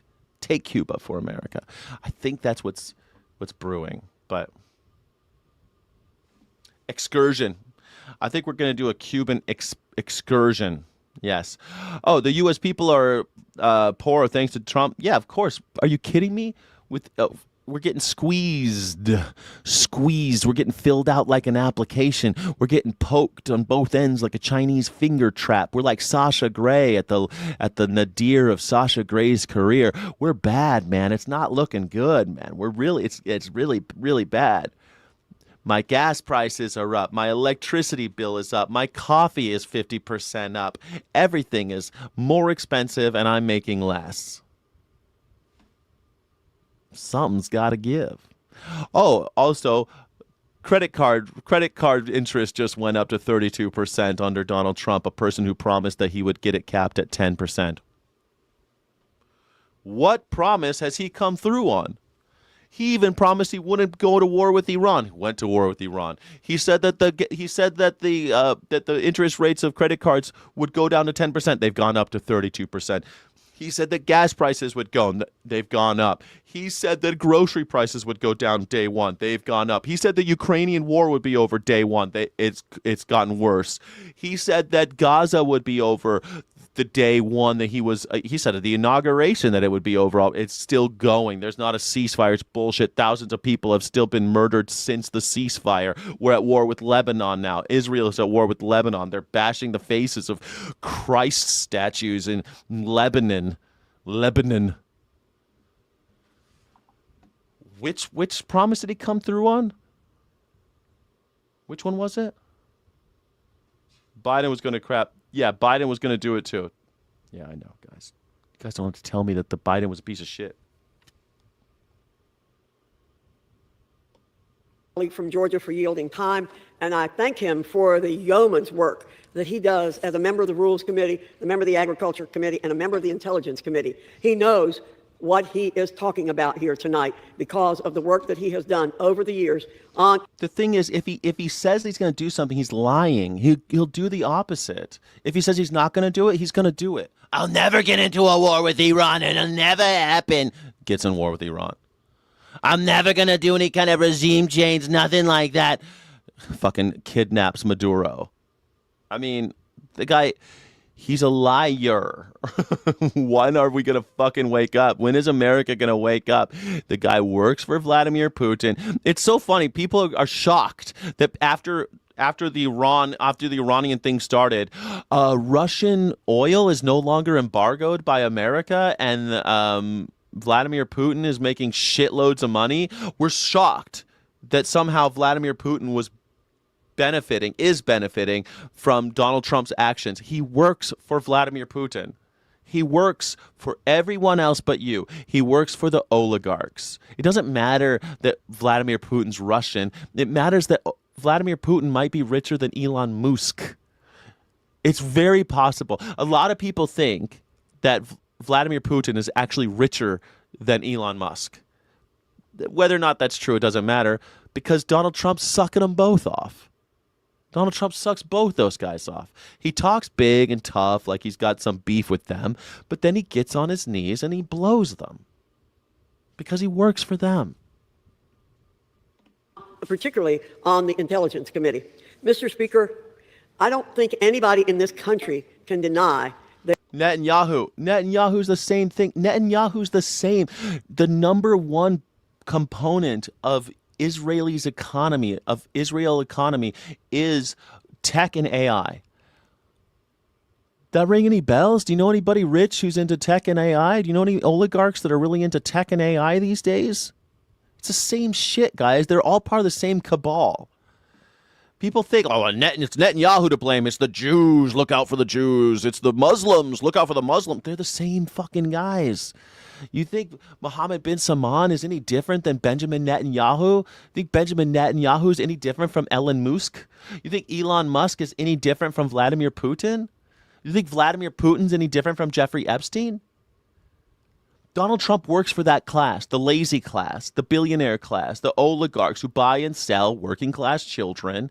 And then when they're done using them as sex toys and laborers and cannon fodder, they discard them in mass graves. Ours is called Arlington, but there's lots of mass graves all over the world. In fact, there's one right in the desert, right outside of Jeffrey Epstein's estate in New Mexico. There's another one down there in El Paso and city of Juarez. Mass graves. Of mostly young women, little girls, but boys, and the young men, we just use them as cannon fodder in bullshit wars. Like, I don't know why we're still surprised by this. We know who Donald Trump works for, and it ain't you. It ain't you. We are living in a very dangerous world. We are dealing with terrorism and narco-terrorism constantly. I want to compliment all the segments of our conference. You know, many people don't realize quite the range of ideas and talents that we have in the Republican conference, and it does sometimes take us a while to consider all of the ideas that members have. But we have some very strong people in our conference whose reason for being here is to protect the American people. And it takes a while sometimes for the conference parts to come together to do what we are elected to do. Use the agencies of the federal government to protect the American people. The People's House is doing its job tonight by reauthorizing FISA 702 with the excellent reforms that my colleague has outlined. This is not incompetence. It's responsible legislating, Mr. Speaker. FISA 702 expires on Monday night, April 20th at 12:01. FISA. Now, FISA, what she's talking about, she wants to extend FISA because for some reason Republicans are okay with this and Democrats seem to be okay with it too. I don't know. How do you feel about FISA? See, FISA is a way for the government to spy, and the spying allows them without judicial oversight to go ahead and listen in on conversations that foreigners are having, people outside of our country. But the issue is American people in the global economy, they have conversations with people overseas. Now, if you're having a conversation with people overseas, should the government be able to scrub that using AI and other tools in order to listen to your conversations? Should the government be able to listen to any of your conversations? Should the government be able to listen to anyone's conversations? I don't think so. But hey, the Republicans seem to be really into this right now. They want to have more surveillance. We're talking about trying to get, now, because it's been abused in the past, FISA now requires some judicial oversight, but nowhere near what's necessary. And still today, there are loopholes where that if you, an American citizen, has a conversation with a person who's in a foreign country, you now have all of your data exposed. All of your data is now exposed to the government. What the fuck? You think that's okay? I don't think that's okay. FISA. Should we continue it? It's supposed to expire today. Did it expire? Anybody know? We must pass a reauthorization of that so it can go to the Senate and be passed by the Senate and signed by the President before it expires. We are doing our job, Mr. Speaker, as the People's House. And again, I commend my colleague from Georgia for the work that he's done, but all of my colleagues who came together to come. Of course, now Congress did pass it, a short-term extension of FISA Section 702. It will now push the expiration date to the 30th.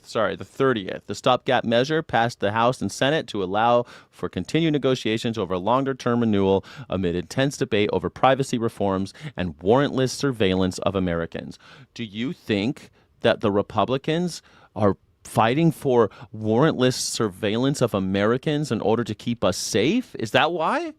So we give up our privacy for security? Is that what it is? We give up our rights for security? Are you okay with this? Are you okay with this? Let's do a this might be a good poll. Should we trade privacy for security? I want to know, because yes or no? Because FISA allows warrantless, you got to put one or two in there. Just joined what's going on. Wasteland Games, we were just talking about you earlier. I'm glad you're here. I hope you call in because we were talking about Virginia a second ago. Oh, it looks like 100% no. Why are we? Yeah, we gave it up in 2003. We did with the Patriot Act. You're absolutely right. But here we are. FISA is set to expire, and they just extended it 10 more days, so that they could debate more about warrantless surveillance of Americans. Are you okay with warrantless surveillance of Americans? And what I mean is, it's not that goddamn hard to get a judge to do what you want. Most of them are fucking Donald Trump judges at this point. They don't even know the law, half of them. So I mean, like, should they at least have to go to a judge? Because that's the check and the balance thing. You get me? Why is the federal government, the executive branch, able to warrantlessly surveil you? They built a surveillance tower about maybe 20 miles south of me. It's fucking intense. A surveillance tower. And they're saying it's about immigrants because they want to scan the beaches. Yeah. It's all about that. Another 100%? Really? Even the MAGAs watching? You don't want warrantless surveillance? Why is MAGA so into warrantless surveillance? Why is MAGA constantly trying to surveil us? Why are you okay with this? Who was that idiot earlier, Gob, saying, some idiot in the chat was trying to say that the liberals are the fascists. Are the liberals the one trying to surveil us? Are the liberals the ones? I hate liberals, but are they the ones trying to put surveillance towers up and extend FISA? What's that all about? I want to know how they what was the breakdown?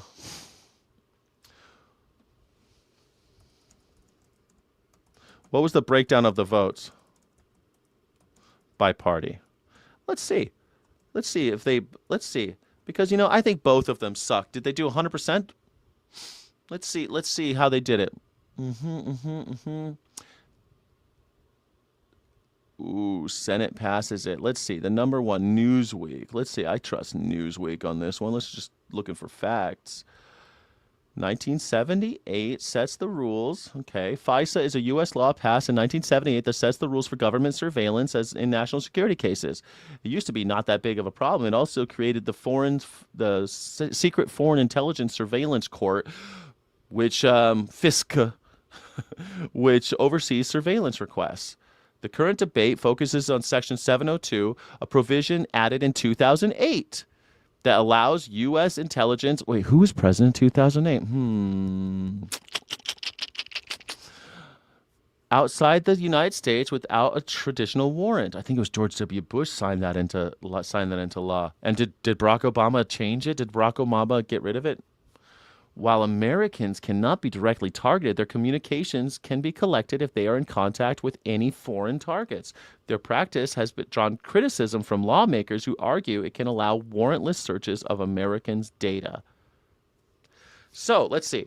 According to the official roll call, representatives, a procedural vote tied to an 18-month extension failed, 197 to 228. Those damn Democrats voted it down, but now it's been expired to just for 10 days.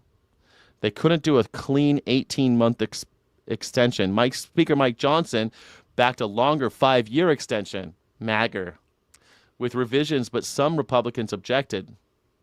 Some Republicans still fighting the good fight, huh? According to the House Clerk's official vote record, 20 Republicans voted against forwarding the 18-month extension. Nice. Just a couple Republicans. Just a couple Republicans. God damn. This chat is on a watch list. I'm definitely on a watch list at this point. But I've been on a watch list a long time. They've been calling me a terrorist since 2003, I think, right? When did vegans get called terrorists? 2003? Oh, no, wait. What year was that? I went vegan in 2005, so I've been on a terrorist watch list probably since then, since 2006 probably, when I became an activist. But I was doing anti-war protests before that, so I guess I've probably been on a list a long time. These bastards.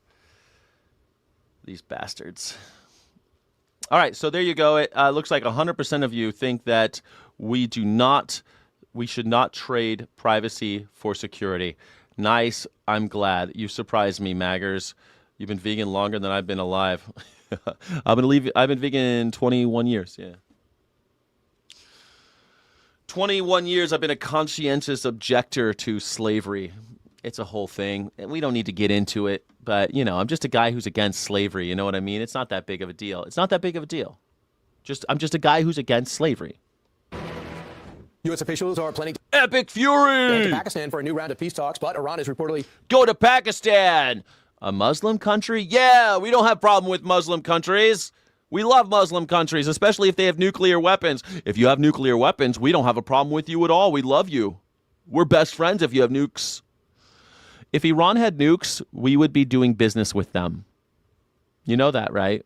We would be trading with them if they had nukes, and they know it, which is why they want them.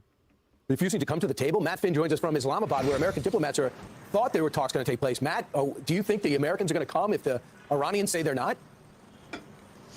The White House has said, and the president has said, that an American delegation is on the way here to Islamabad, Ryan, and security is tightening on the ground here. Islamabad? Doesn't that strike fear into the hearts of Americans? Are you okay with being called Islamabad?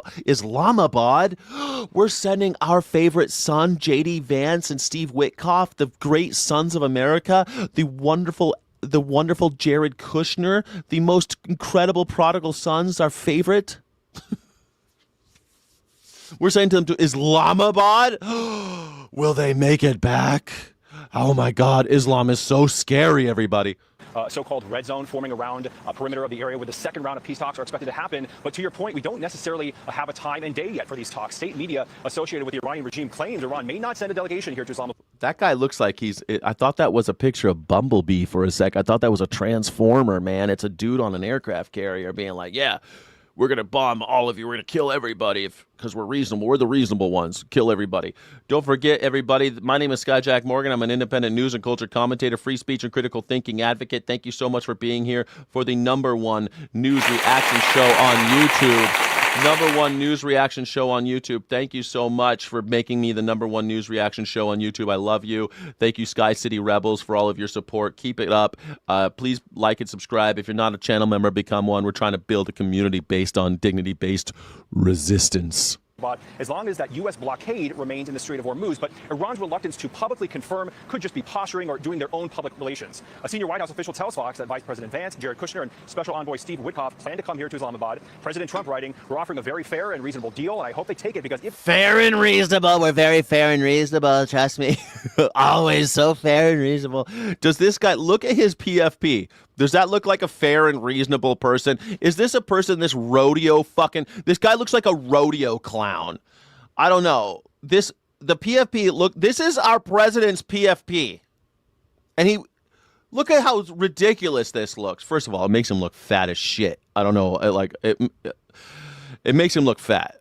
I know he's fat, but would you pick a picture that make you look that bloated?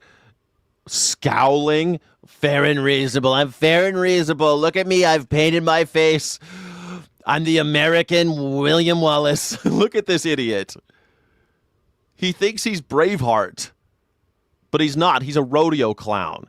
He's a rodeo clown who doesn't need a fat suit. This is normally, rodeo clowns, they wear the fat suit so they look funny while the bulls are chasing them. Some of them do. Usually, not all of them do. Every once in a while, you see one wearing a barrel and shit, and they jump in the barrel.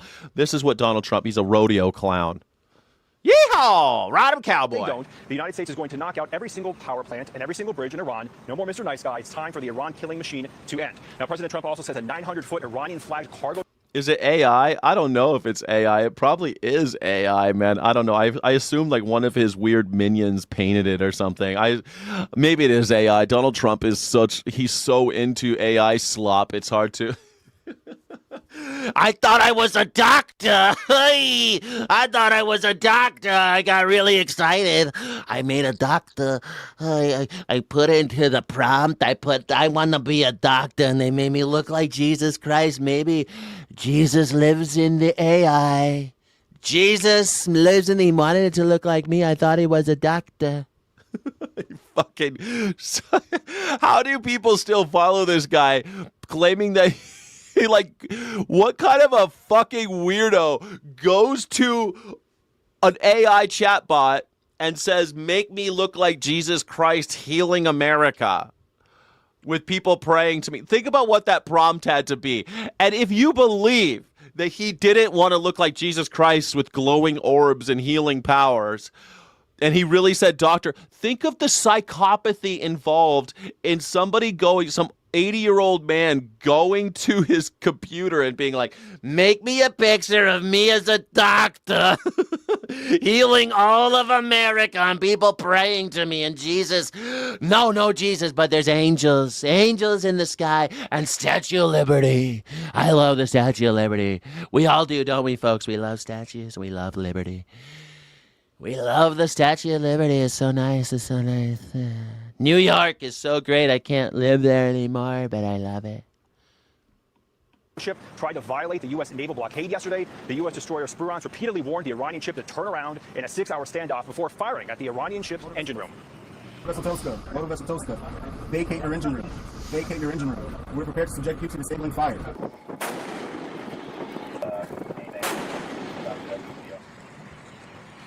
U.S. Marines used a helicopter to board that ship, and the president says the U.S. is inspecting what's on board. Now, Iran claims the U.S. violated the ceasefire by firing at a commercial ship. They launched drone attacks on the U.S. military, and they're vowing to retaliate. So hour by hour, we are tracking and monitoring the development of So not a ceasefire.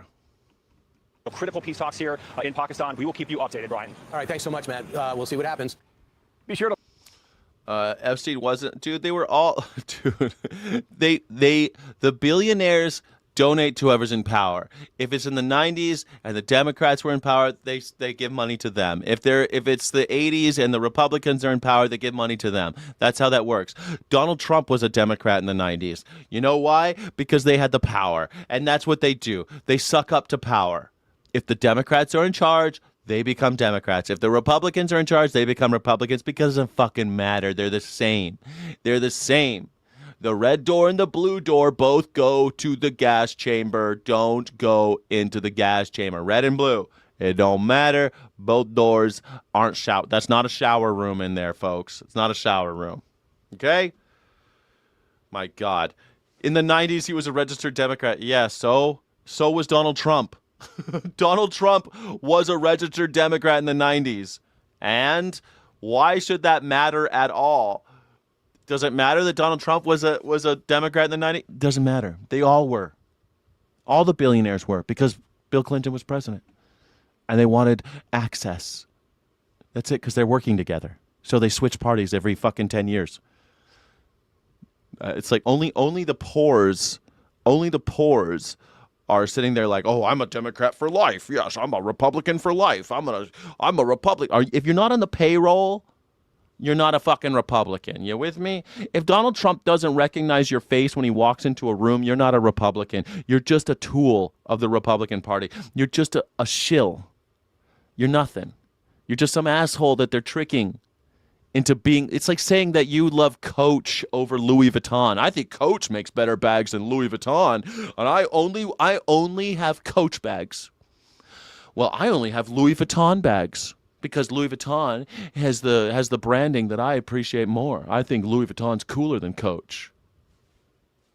They're both just dead cow skin. You realize it's nothing. They're just dead animals that you hang around your neck because you think it looks cool. You fucking Neanderthals. Like and subscribe for all the Fox News latest.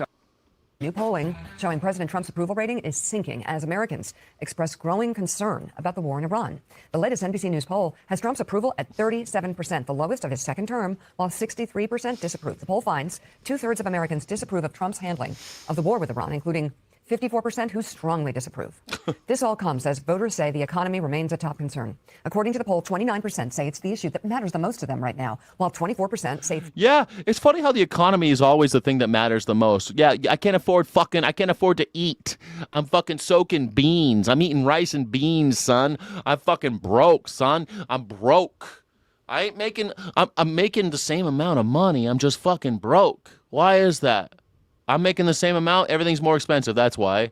Threats to democracy, and 12% said healthcare, and 10% said crime and safety. So, Joe, I think one of the problems here is the shifting reasons. I don't think people are understanding why we're even doing this with Iran. The reasons have changed over time. Gas prices have gone up. There hasn't been a real national getting behind this that has been set up by this administration. A national getting behind this? No, there's been no national discussion. He didn't tell anybody. He didn't tell Japan. Well, they didn't tell me about Pearl Harbor. Remember that? Fucking the Japanese being, how come you didn't tell us that you were doing this shit? Well, you didn't tell me about nothing. In 1941, you never told me about nothing. Duh. What the fuck? Pearl Harbor? Who brings up Pearl Harbor with the Japanese? Are they going to bring up Hiroshima and Nagasaki every time they go? Fuck you. Assholes, man. Holy shit. Don't tell our allies. Don't have a conversation with America about it. Lie, say that they're negotiating in good faith while they park aircraft carriers outside in the Persian Gulf. And then they're like, oh, yeah, we just bombed your schools. You want to negotiate? What? Negotiate what? Opening the Strait of Hormuz? All we did was stick our fucking foot in the quicksand for no reason. We've got nothing out of this. We're not going to get anything out of this. They didn't have nukes. They were never going to get nukes. There was never a chance of them getting nukes. If they did have nukes, world would probably be safer, actually. The world would probably be a safer place if Iran had nuclear weapons, because we would stop fucking with them, just like we stopped fucking with Pakistan. Just like we don't fuck with France, we don't fuck with China, we don't fuck with North Korea, we don't fuck with England, we don't fuck with Israel. Well, we fuck with Israel, but in all the ways they love, because they got nukes. That's why. If Iran had nukes, we'd be fucking with them in a good way. But instead, they ain't got them, so we just fuck with them. We just keep kicking them. We just keep kicking them. Keep trying to overthrow their government, because we did it back in 1953. We figure we can do it again now. It's been 100 years. It's been almost 100 years since the last time we overthrew their government, so why not, right? It came by surprise. That's one of the great challenges, really, that the president and the White House is facing right now. Could we put up, though, TJ, could we put up the issues that matter? Double tap that screen. Don't forget, this is Morning Sky, the #1 news reaction show on YouTube. Thank you so much. My name is Skyjack Morgan, independent news and culture commentator, free speech and critical thinking advocate. Both parties hate me, and I hate both of them. Republicans and Democrats, red and blue, fuck them. You're arguing between Coke and Diet Coke, aspartame versus high fructose corn syrup, while Mr. Coca-Cola takes all your money. Well, go fuck yourself if you're one of them. But if you're not, and you think both parties, you're sick of this unitard party, then hit that like button, hit that subscribe button. Don't forget to become a channel member. Sky City Rebels know what's. You already know. Thank you, everybody. I appreciate you very, very much. Thank you. Most to Americans, because your math is horrible. Yeah, it's been about 100 years. It's 2026. We overthrew their government in 1953. Yeah, okay. I'm calling it 100 years because I wasn't alive in 1953. So telling where we are a year and a half after the 24 election. The bottom three: immigration, crime and safety, and foreign policy. Foreign policy, just because people don't care about foreign policy, even if it's critically important. People just don't care. Yeah, they don't care that Donald Trump signed the death warrant to 15 million children by eliminating PEPFAR. But, 5%. Who cares about the children? We're a chomocracy. We only care about children if we can get good ROI. It's just like the Looks Maxer. What's that Looks Maxer called? That Braden guy. I forget his screen name. Braden. He likes to clavicular. He loves his clavicle muscle, his clavicle bones. He thinks he's so cool because he's got big clavs. Well, he only cares about ROI. He goes out and parties so he can make ROI. And that's how we are with our foreign policy. ROI? Yes. Yes, clavicle. We're all looks maxers now in America. Clavicular is our god. Clavicular is the hood ornament on the American experience now. We're all he's like the spirit of ecstasy on the hood of the Rolls Royce. Basically, that's our guy now. We're all just like clavicular now. We don't care about foreign policy unless there's ROI. Yes. Dead children? Fuck them. Chomocracy rules. We live in a chomocracy where children only matter depending on how much money we can make off those kids. When they bombed that school full of children in Iran, Donald Trump was only lamenting the fact that they'd lost so much money on how many dollars they could have cashed in on selling those little girls. That's what Donald Trump cares about. He doesn't care about bombing a school full of little girls. He cares about how much money was lost by ending their lives early. He could have sold them to the Epstein class. Dang it. Why couldn't we have gathered up those little girls to sell to Epstein class? Could have made some money. Just don't care about foreign policy unless things go badly. And they're a lot more concerned about, again, the kitchen table issues, crime and safety.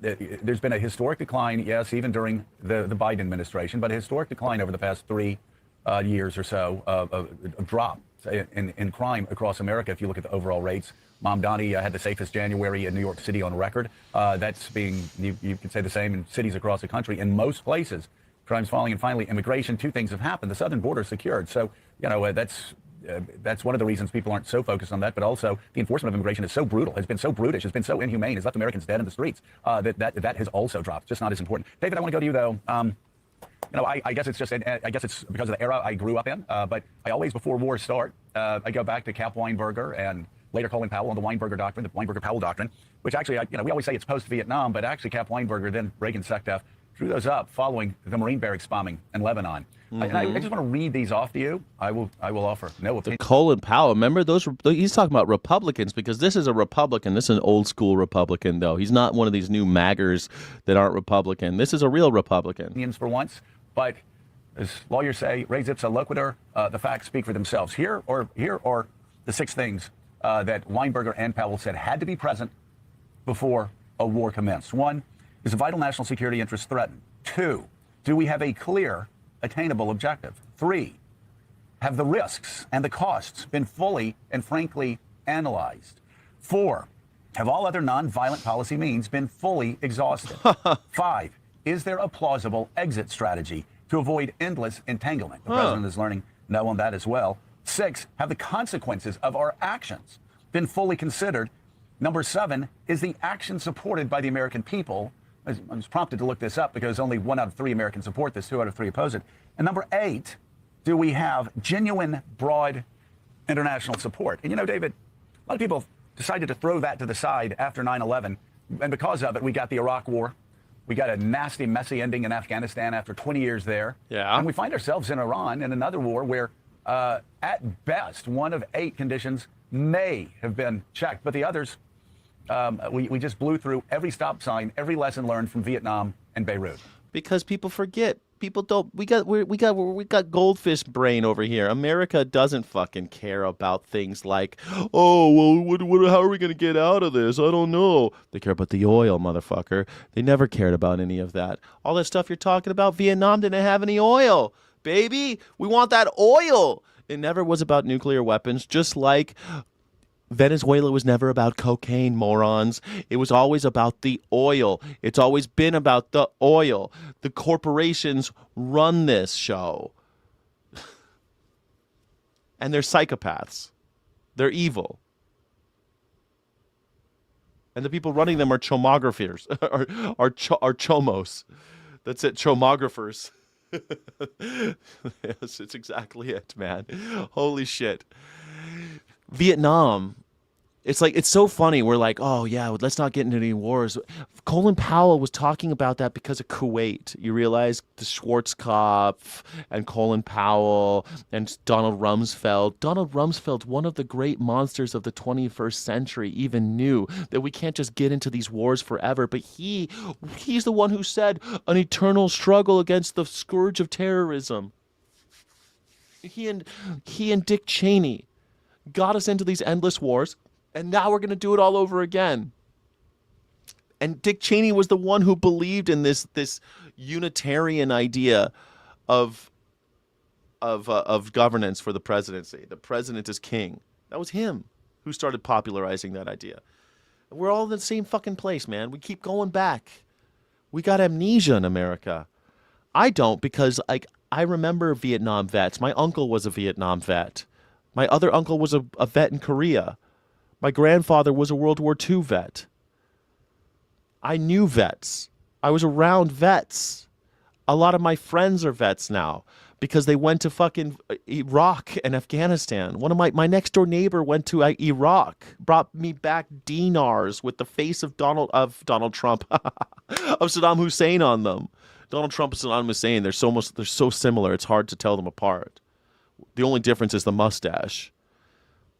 We keep doing this, man. Exxon noped out, but Chevron's in. Chevron's in. Tell them we're going back to Chevron. Bingo. Chevron's in. Potato, exactly. I love the spelling difference there, Chris Petsavas. Well done. Potato. Very, very well done. It's just, of course we're going back. Of course we're going to the Gulf states and bombing the shit out of them. We don't care. We don't care about those dead kids. Welcome back. FBI Director Kash Patel on defense this morning, denying allegations laid out in a new report detailing his alleged drinking habits and absences from the Bureau. This article in The Atlantic cites more than 24 people, including unnamed current and former FBI officials, who allege excessive drinking and erratic behavior, described as, quote, freakouts from Patel. Several officials cited say Patel is known for, quote, obvious intoxication at private clubs, both here in Washington and in Las Vegas, and that many staffers are just waiting for the announcement. We all knew this, though. Remember when he did fucking Kash Yap Patel does his heated rivalry cosplay in the locker room with the U.S. men's national hockey team after the Olympics, pouring beer on himself and shit. And we're like, this guy's a drunk? Yeah. Kash Yap Patel's a drunk. Who is upset? Who gets sneakers made with the Punisher logo on them, thinking he's a tough guy because he's in the FBI? Like, who does that shit, bro? Fucking just a drunk little bitch like this guy. God damn. This guy, could you imagine drinking with this piece of shit? You know how they say, like, the presidency ages people? The presidency's aging this guy. This guy looks like he's aged 20 years in the last year. This fucking guy, this piece of garbage, Kash Yap Patel, this fucking liar, saying that Jeffrey Epstein didn't traffic those kids to nobody. He just trafficked them to himself. I don't have any evidence that those kids were trafficked to anyone but Epstein. This is Donald Trump's boy right here. This guy is Donald Trump's boy. And if you support our Chomo president, you're supporting this guy. This guy is your guy. Kash Yap Patel. Can I get some MAGger support for this guy? The Kash Yap? That Patel is going to be fired from his post, citing his unreachability and impulsivity. The Atlantic also wrote that President Trump has... This guy fucking jet-setting his girlfriend around so he could go to WWE shows to watch her sing her stupid country songs. Claimed Patel has seemed unprepared for TV appearances, and that some investigations he directed Patel to pursue haven't moved quickly enough. Patel took to social media to defend himself, writing in part, quote, no amount of BS you write will ever deter this FBI from making America safe again. Making America safe again? What happened to that Nancy Guthrie? Where's she at? She's not feeling so safe. We still haven't found her, huh? What happened to Nancy Guthrie? You caught the wrong guy in the Kirk case, bro. That guy, Tyler Robinson, he probably didn't do it. He probably didn't do it, Tyler Robinson, man. Who killed Charlie Kirk there, Kash Yap Patel? Who shot up the ICE facility? Who shot all those immigrants over there in Dallas, huh? In Texas, that concentration camp where that guy anti-ICE on the bullets, bullshit, in a fucking ballpoint pen. I don't think so, son. I don't believe anything this guy, Kash Yap Patel, with that bullshit text thread with Tyler Robinson. I love you, my dear. The squad car is present and I mightn't be able to abscond with my weapon. Bullshit. Announced on Fox News that, plus his plans to sue The Atlantic for defamation. Yeah, sue him, you fucking simp. This guy, I'm gonna sue you. You ain't Donald Trump, brother. You can't sue nobody. Try it. You ain't Donald Trump. Notably, he also took time in that interview to promise that the DOJ would soon be making arrests related to the 2020 election. Every time I see President Trump, he says this repeatedly, that the election was rigged in 2020. I mean, he says it all the time. We all know that. And it's almost getting lost because he says it so much. You've been at the FBI now 14 months. Have you done anything about that? And do you have anything to tell us about that? Absolutely, Maria. Look, I've been with the president nearly since day one on this. We've got all the evidence. I can announce on your show that we've got all the information we need. We're working with our prosecutors, the Department of Justice, and Attorney General Todd Blanche, and we are going to be making arrests. Todd Blanche, acting Attorney General Todd Blanche, also known as Donald Trump's sex crimes attorney. His personal sex crimes attorney is now acting Attorney General because Pam Bondi got ousted. Why did she get ousted? I can't remember. What did she do? Oh, yeah, she refused to investigate anything with the Epstein files, and she wouldn't even look at the Epstein victims. And, well, I hope she had a lot of good drinks with Kash Yap Patel. And it's coming, and I promise you, it's coming soon. Want to bring in MS? It's coming soon. It's all 2 weeks? 2 weeks? Is it going to be in 2 weeks? 2 weeks? 2 weeks? Now, senior national security reporter David I think Rose. it's remarkable. It's like the Epstein class and Donald Trump's chomocracy has realized that Americans only have a 2-week mind. They only have a 2-week memory. So, like, how many weeks have we been at war in Iran? How many weeks has it been? It'll be 20 years from now, and they'll still be telling us it'll be over in 2 weeks. It'll be over in 2 weeks. It'll be over in 2 weeks. Epstein files. It'll be released in 2 weeks. It'll be released in 2 weeks.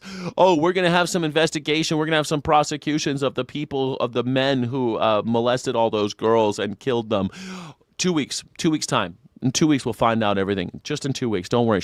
2 weeks. 2 weeks. 2 weeks. 2 weeks.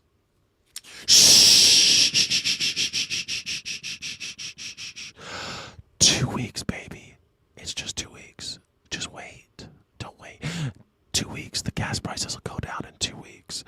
The grocery prices will go down in 2 weeks. The energy prices, your electricity bill will go down in 2 weeks. Don't you worry.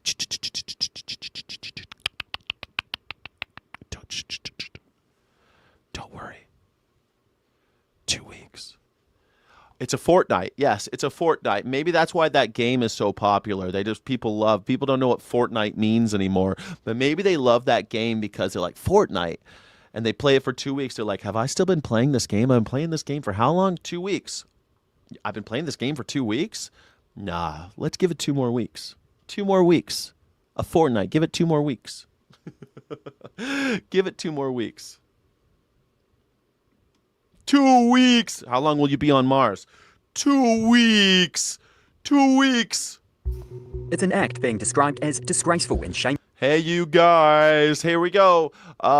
This is what's happening in Lebanon. Your friends, our greatest ally, are smashing. They're down to smash, man. Down to smash the face of Jesus Christ with an axe. Israel's foreign minister. A photo emerged. Man, what a photo, bro. I honestly thought we'd get some Abu Ghraib style photographs before this shit, but this, like, you guys didn't care when the IDF, when they were murdering Red Crescent workers, when they were murdering journalists, execution style, tying them with their hands behind their backs and shooting them in the heads and then kicking some sand over them and driving the ambulance into a gully. You didn't care. You didn't care when that happened. You didn't care when they were torturing a baby. A baby was getting tortured. Yes, a baby was having cigarettes put out on the baby and the IDF was to blame. You didn't care. You didn't care about all that. But hey, look at this photo. Is this raising your cackles up at least a little bit? Are you starting to get a little bit upset about all the nasty shit we're doing all over the world with our money, that American dollars are going here while you and I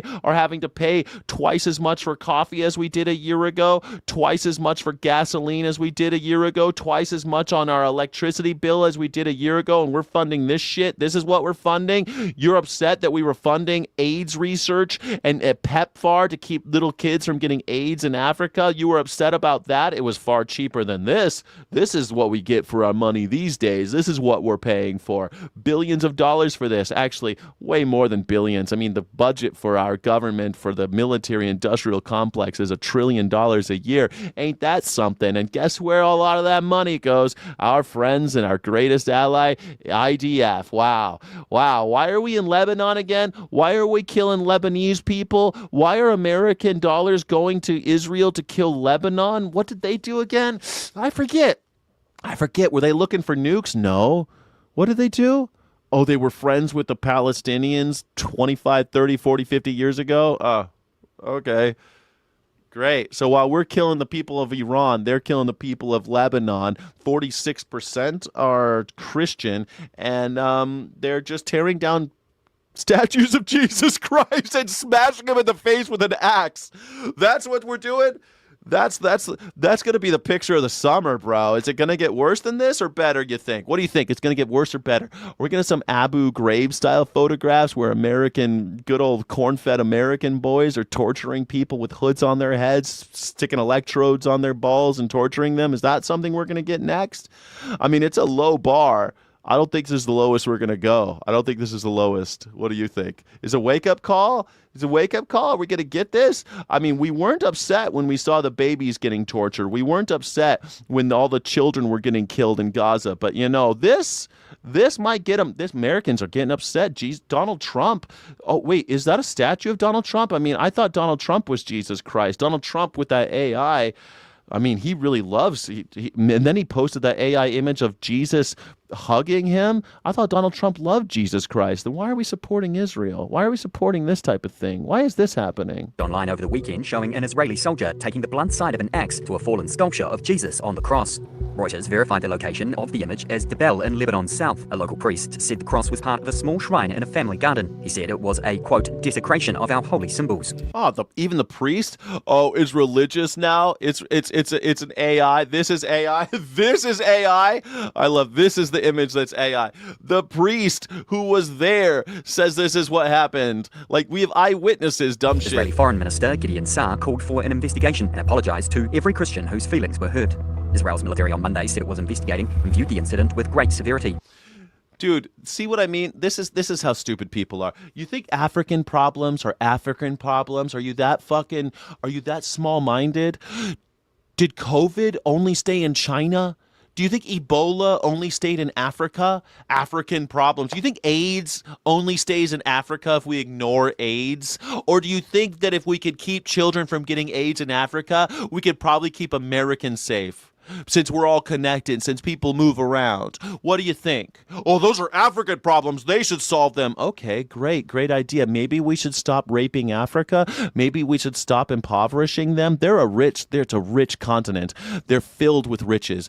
Gold, oil, diamonds. They got it all, man. They got it all. How come they're poor then? Why is the whole continent of Africa poor? I wonder why.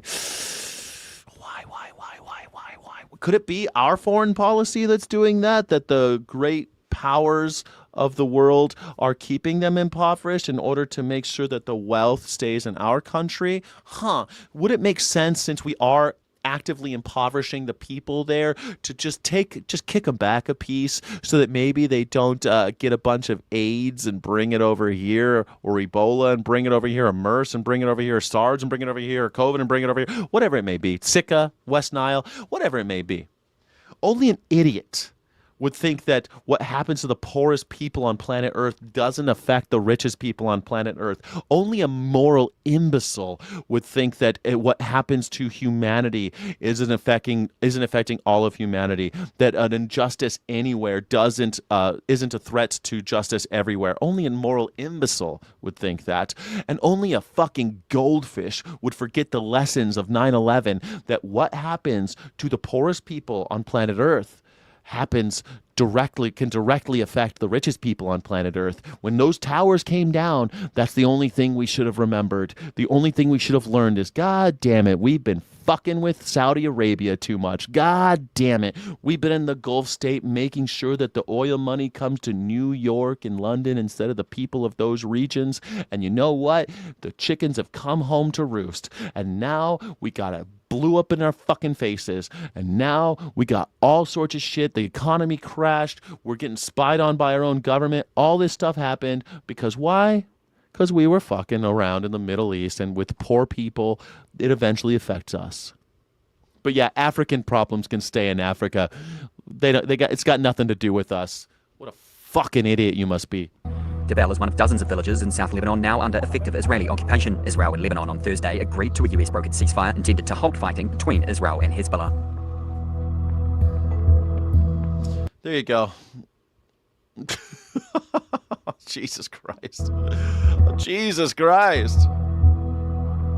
Like, I mean, tear down the statue, but what's with the axe in the face? Like, what kind of hate's in your heart, Israel? What kind of hate is in your heart, Israel?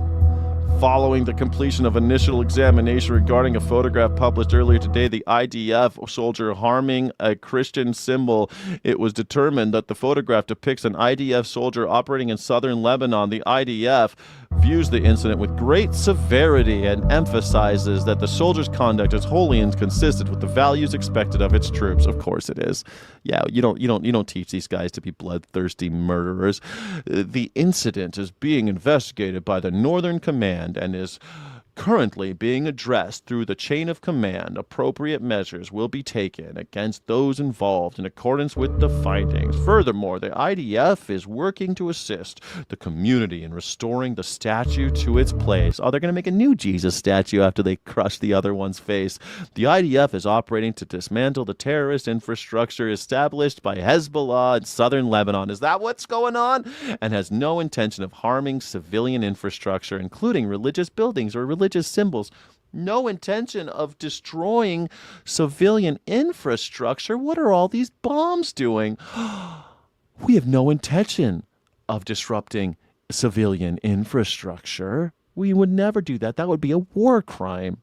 Israel doesn't commit war crimes. Only America does that. Donald Trump is threatening civilian infrastructure. He did it today, saying that he's reasonable, but he wants to bomb all of the power plants and roads and bridges again. War crime. That's a war crime. Civilian infrastructure. Well, at least Israel is still saying that they don't want to commit war crimes and they're sorry about, destroying statues. We don't have that problem. We just bombed the shit out of Iran, and yeah, we bombed some statues. We bombed some ancient works of fucking masterpieces of antiquity. We destroy priceless structures that will never return. No big deal. Fuck them. Brilliant. Brilliant. I'm so glad that happened. Thank you so much, everybody. My name is Skyjack Morgan. I'm an independent news and culture commentator, free speech, and critical thinking advocate. If you're a Sky City rebel, I'm going to do the afterglow right now. Thank you so much. Thank you so much for being here. I'm a loner, Daddy. A rebel. I'm glad that you're a loner, but you don't have to be one. You could be a rebel with me. Thank you so much. My name is Skyjack Morgan. I'm an independent news and culture commentator, free speech, and critical thinking advocate. Both Republicans and Democrats hate me, and I hate both of them. And I hope that you'll join me. Please get out of the unitard party and come on down. Just like and subscribe and turn that bell on so you can be here for the call-in show that will be happening in a few hours. We have a call-in show at 1 p.m. Pacific. That's 4 p.m. on the East Coast. We have a call-in show. You can call in and have a debate with me, or what I prefer is a dialectic, a little conversation. Let's have a little conversation about what's going on in the world. We'll have some questions on the menu, but you could BYOB. Pick your own, bring your own battle. You can bring your own battle. Thank you. You're the best. You're the best, Ichuba. You're the best. Thank you much. If you're a Sky City Rebel, please join me right now on the on the afterglow. It's Rebels only though. Sky City Rebels only. Thank you all. Illegitimate non-carborundum. Don't let the bastards grind you down because I need you. We need each other, and the animals need us most of all. And Godspeed, Rebels. Thank you so much for watching. Don't forget to like and subscribe. Thank you so friggin' much.